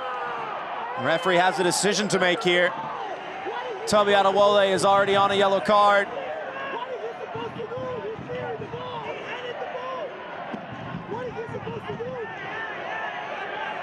That's not a foul. Ayambilla goes up. He is strong. He wins the ball. Only has eyes on the ball. We can't punish center backs for going through. There's contact, but Among is running into him. Ayambilla is running right to where the ball is. It's a play on. It's simply not a foul. I mean, Thomas Among isn't looking at the ball. He's not even able to challenge for the ball yet. Yes, it's physical, and yes, there's contact. You want to make sure the player's okay, but I think, yeah, I'm with you on this one. Yeah, you don't punish Ayambila in that moment. Especially on a yellow card as well. This is a dangerous set piece, and I'm sure our referee is in the back of his mind, probably unsure about the decision, second guessing it slightly, and then wondering if this goes in. Oh boy, I don't want to see the reaction from the Red Wolves bench. Rolled in, headed straight up. Vaughn forced to it. Not away just yet. Dengler with an awkward one, as Hernandez tracks down his own rebound. Beaten to it, but falls kindly for Bentley. Trying to make something happen all by himself. White shirts getting forward. Another big collision. Play will go on. Hernandez once again, he can shoot from this sort of range. He can almost score once again. Still alive, right in front and nobody there. Bentley took it off of his teammate's foot, who was running towards goal. As Bentley was running sideways and away from goal, he's got to leave it for his teammate. Hernandez found the top left corner, almost tucked it into the bottom right this time around. It was an excellent stop. Jonathan Cleaver at full stretch to deny him. It's a fantastic save from Cleaver. Now watch, Bentley's going to take this. His teammate is running towards it. He's just got to leave it and get out of the way. Now he's turning off balance. You're never going to be able to beat the goalkeeper and the defenders on the line. And there is that hunger from Matt Bentley still to break his duck, as Omar Yaya is replaced, rather coming on. Thomas Among replaced on the front line. Substitutions brought to you by Guinness. Lovely day for a Guinness. Sent back in and over everybody. As I was mentioning earlier, Matt Bentley doesn't have a goal yet this year, and I'm sure you can speak to it, Jamie. As a forward, you need that first goal to get your confidence back, but sometimes you want a little bit too much. Kostishin wants the feed to the far side. Poked away, not as far as Moshe Ban, and the deflection will send it wide. Right off the bat, yeah, it was put in. This is such a good ball from Kostishin. Gets his body around it, so the curl is trying to take it towards goal. But he takes a touch that stops it in its tracks. Fortunately falls to Moshe Ban, but what an effort to get over and take the sting and the venom out of the strike. You saw the emotion from James Vaughn. Right back up. He's barking at his teammates that they're very much still in this and have plenty of time to get one more. Athletic Bruin corner kick. Long looping delivery, back in front. Appeals for handball, referee says no.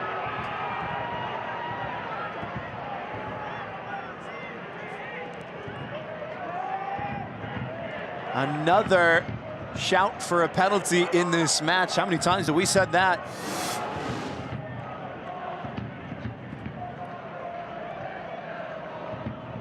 Ooh. That replay looked like that arm was extended. There was a lot of time to judge it, to be able to make an effort to get the hand out of the way. If there was usage of video review in League One, that one might be recommended for a review. Yeah, I'm with you there. Again, so hard to see these things in real time, especially with so many players in one area. The back post has been the magnet for most of these corner kicks tonight. And with the fact that there is no video review, you got to make sure you're 100% sure. You can't have that call and then you find out it's in a natural position. There was not enough time to react, all the little things that sort of negate handballs. Yaya to the byline, pushing over Adewale. And the whistle sounds, but it might be Yaya's free kick. Rather a corner. Excellent work from the substitute. Yeah, good battle, excuse me. And it does come off of Adewale, but could have also convinced me that Yeah, pushed him over. Once you get the elbows extended, that's usually the point of no return. Keep an eye on Jake Dengler. There's a mismatch right now from Dengler. It's headed his way, instead right in front. Smith flailing his arms wildly. I think the contact was elsewhere. eFootball is here. Live your dream, rep your team, and play as your favorite USL Championship club. eFootball is free to play. Download now.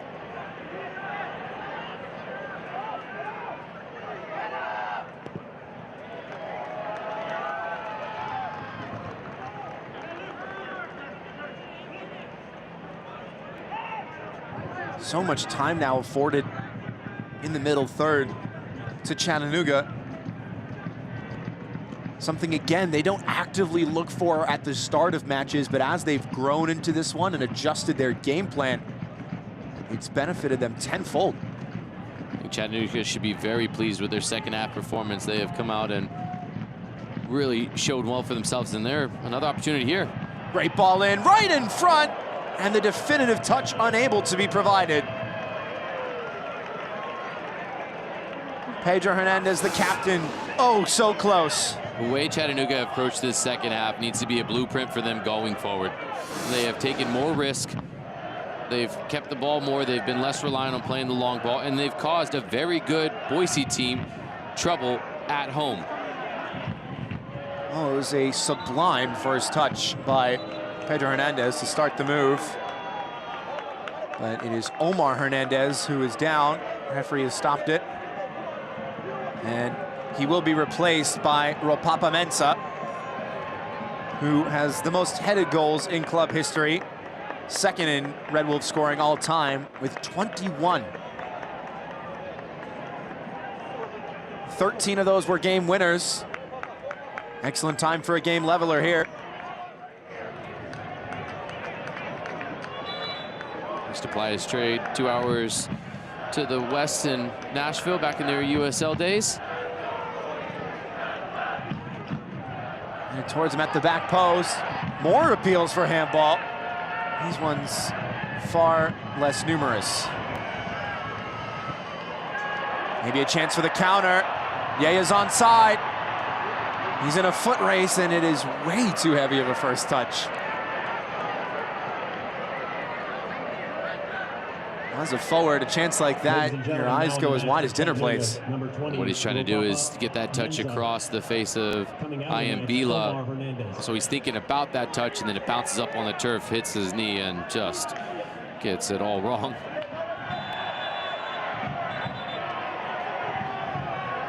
Some contact off the ball, and the referee will say Boise free kick. The USL Championship and League One are on CBS Sports and ESPN platforms all season long. Catch live matches and expert analysis every day on the CBS Sports Golazo Network and ESPN+. Go to USLChampionship.com or USLLeague1.com for the complete USL TV listings.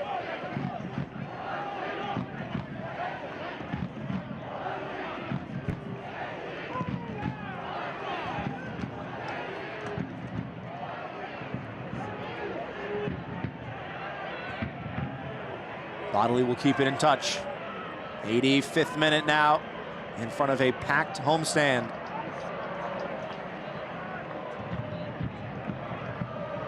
Boise just trying to get over the line.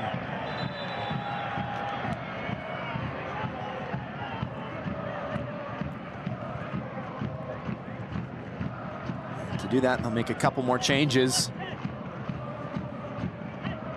Dennis Kostashin making his way toward the bench, so too is Tumi Moshaban.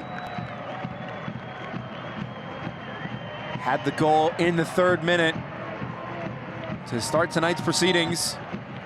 His 2nd in the regular season. This is how it all started. 3 minutes into the match. Kroll gets to the near post. Moshaban gets to the back post, just like he did last league match here at Athletic Club Boise Stadium, and he scores off of a corner kick. Gave his team the dream start. Sent this stadium alight. 3 minutes in, Moshaban had plenty of opportunities. He was a real threat throughout the course of the proceedings, and Kostashin, quieter night by his standards. He was a focus for Chattanooga, and they did a really good job of helping nullify him. Now you get a chance to bring on Hansen and Euler, who scored his first professional goal in the USL Cup last match day. What a moment to level that match in Las Vegas before ultimately a little bit of a USL Cup set happened, and winning in penalties did Boise over Las Vegas to grab 2 points. Oh, a big win for the club in their first ever Prinks Tires Cup match. A competition that always fosters some incredible entertainment, especially with the emphasis on goal scoring. And if you watch the match too, anybody would say Boise were the better team and did deserve to walk away with more than what Las Vegas did. Wessels has dropped all the way back in support. I appreciate the way Chattanooga didn't wait until the 70th minute or the 75th minute to start taking chances. They did it right away at the beginning of the second half, and they have been far more dangerous and threatening the second half. They come out the gates like that in minute one, it's totally different ball game. It's a great idea to try that. Like, you don't want to overextend yourself on the road. This is a very difficult place to play, but I thought it was too defensive mindset to start things off. But fair credit, Winters, and I'm sure McKenzie, Coach McKenzie somewhere had a say-so in it. They made the adjustments at halftime that were necessary, and it's been impactful. And like, if you break it down by halves, Boise won the first half 2-0. Chattanooga's winning the second half 1-0 right now, and they're certainly pressing to try and go and make that a second. And again, you're not going to be playing your best soccer in May. It's something you want to grow into, especially with some of the new signings. And then, of course, with a club legend like Walefi still injured, getting back to full health. They're starting to put the pieces together, but the expectations are there. Again, they were picked to finish last in the preseason rankings last year. They finished second in the table. Scott McKenzie made his case for the Coach of the Year. The expectations are different now for Chattanooga, but they are showing signs that they are still the same Red Wolves that were so tough to play against in 2025. One key metric we talked about as well at halftime, it was nearly 3 or 4 to 1 passes in the opposition half. It's about even in the second half. Yeah, able to keep it alive. Took some contact, referee says play on.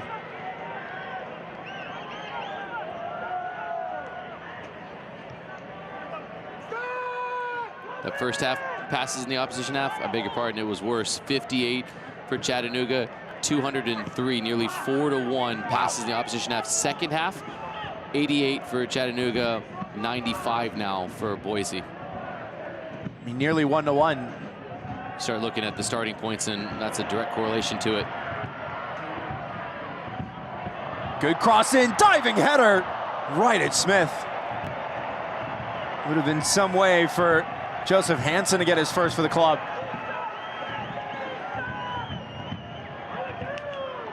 Now the Red Wolves can get numbers forward. Luke Winter barking everybody up. Great ball, just hangs it up there. Good run to draw the attention from Yaya, and then you get the opportunity at the back post for Hansen. Would have been a spectacular first goal for the club.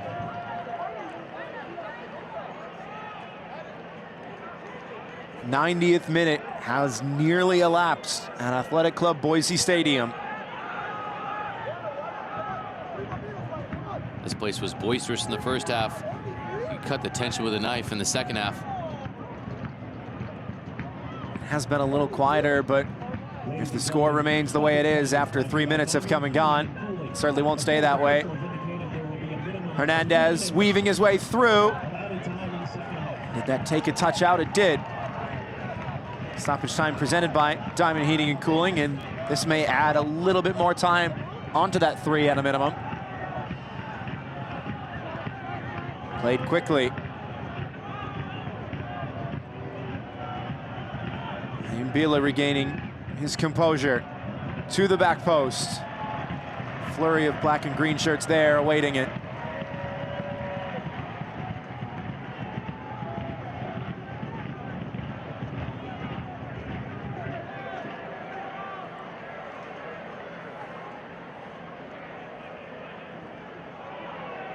Sent in once again, and harmlessly out of play in the end.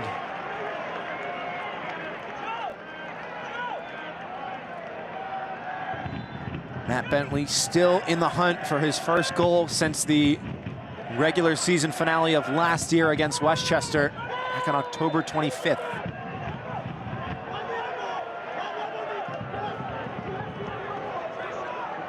Yellow card as well for Jonathan Cleaver for time wasting.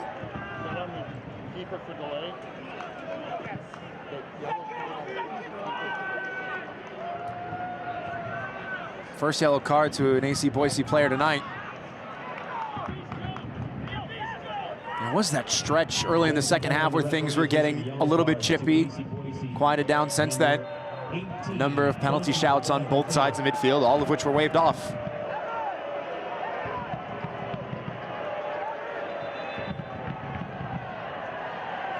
And now some dark arts at the restart.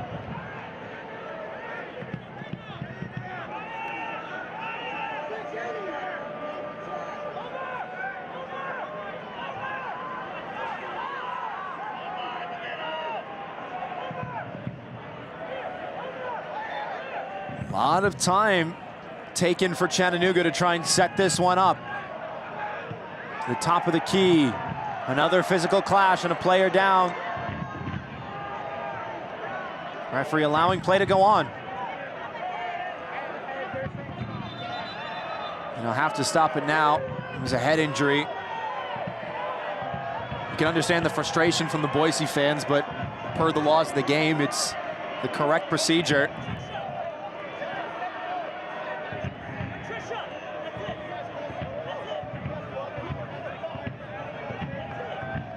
Toby Adewole still soldiering on.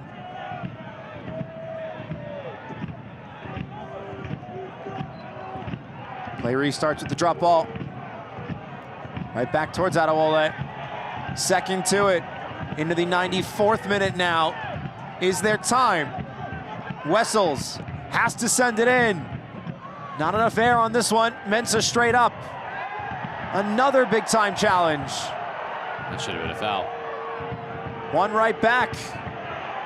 Kelly lost it. Yea's onside, bearing down on goal to seal it. Omar Yea forced to turn back.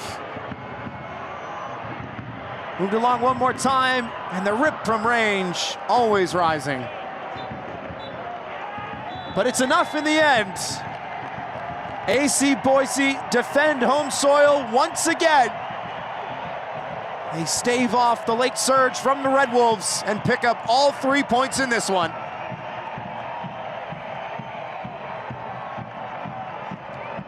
Boise were the better team. They made it difficult in the second half. Chattanooga, to their credit, came out of the halftime interval, made some adjustments, performed really well in the second half, but Boise was just too good. They gave themselves too big of a cushion. They are a force to be reckoned with here at Athletic Club Boise Stadium. In the epicenter of Boise. They are going to be a difficult outfit to come in and try to get any points off of all season. Fair credit to Chattanooga for their adjustments, but it was just too little, too late, and Boise fully deserved it of the 3 points. Timi Moshaban with the first goal in the 3rd minute. As we take a look at tonight's move of the game, presented by Restore Hyper Wellness, and it was his goal. Boise finding some success at home on these corner kicks early on in the match. Moshaban did it last match day here in league play, and this time he does it even earlier, 3 minutes in. Wonderful delivery from Adams. Krull flicks it on. Moshaban applies the finish, and that was the move of the match. We'll step aside just for a little bit. The post-game show from Athletic Club Boise Stadium on the other side of the break. We're Banner Back, and we want your business to succeed, to get to the next level. And we have a long history of helping businesses just like yours. Banner Bank, better ideas, better banking.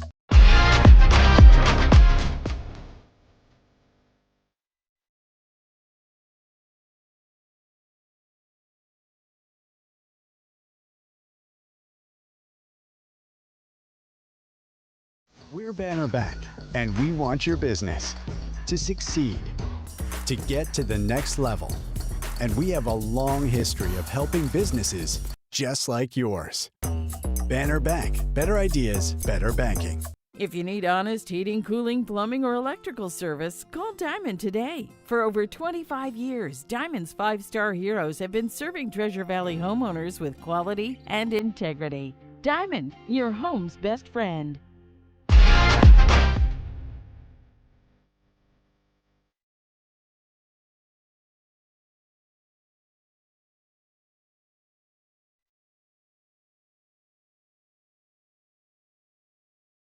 We're Banner Bank, and we want your business to succeed, to get to the next level. And we have a long history of helping businesses just like yours. Banner Bank. Better ideas, better banking. What a treat in the heart of Boise. 7,000 faithful awarded with all 3 points in a 3-goal contest tonight. 2 on the final as we take a look at how it all went down, and didn't have to wait long for that first goal. It was a great start for the home side, exactly what these fans hoped for. Hope you weren't late getting to your seats, because if you were, you would have missed Kumi Moshibon getting to the back post. That was a really good, advantageous, forward-thinking movement in the 6-yard box for Moshibon to sell out to get to the back post. Makes it look easy, but the hard work was done before he applies the finish. And then from there, Boise, they were in full control of the first half. Dangler with a dime. Nick Moon says, let's go for a quick little run. Creates some space, fizzes this across the 6-yard box. It gets Among running towards goal, and unfortunately for Gomez, he turns it into his own net. Could have been Among. Unfortunately for the Red Wolves defender, he turns it in. It's 2-0 at half. Convincing, as convincing as you could possibly get 45 minutes in. Then in that second half, Chattanooga changed their game plan and unleashed a scorcher. Chattanooga were so much more advanced in the second half. They took risk. Hernandez took this brilliantly. What a strike this is. Full of confidence. Bangs this into the top corner. That is a world-class goal. And Chattanooga fed off that energy, and they continued to push themselves going forward. And then ultimately, it took something really, really good from Cleaver to push this wide. Hernandez again thought he had bagged a brace. Instead, Cleaver up to the task, pushes it wide, and Chattanooga, they make a mess of it at the back post with Bentley trying to get this on target. But just goes to show you just how close Chattanooga were to grabbing an equalizer. A 3-point saving stop from Boise's number 18. As we take a look at the final stats, Jamie, what jumps out to you? It got a lot closer in the second half on the stat sheet. Eye test will tell you it was heavily in favor of Boise at the interval. Chattanooga have a lot to be proud of with that performance in the second half, something to build on and grow on. They just gave themselves too big of a hole to climb out of. They were too deep, they were too defensive. They had too little possession, too little fight in the first half. Second half gave you some glimpses to be hopeful for going forward, but Boise, man, this is a good side. Nate Miller has got this group firing. They're going to be a threat even if it is their inaugural season. A long season ahead, but AC Boise making waves across USL League One, the first ever meeting between Boise and Chattanooga, and with 3 goals and 2-1 in favor of the hosts. For everybody watching this broadcast tonight, our incredible team, led by producer Emma Watson, my partner Jamie Watson, I'm Philip Galati saying so long and good night. This copyrighted telecast of the United Soccer League cannot be retransmitted, rebroadcast, or reproduced without the express written consent of the United Soccer League.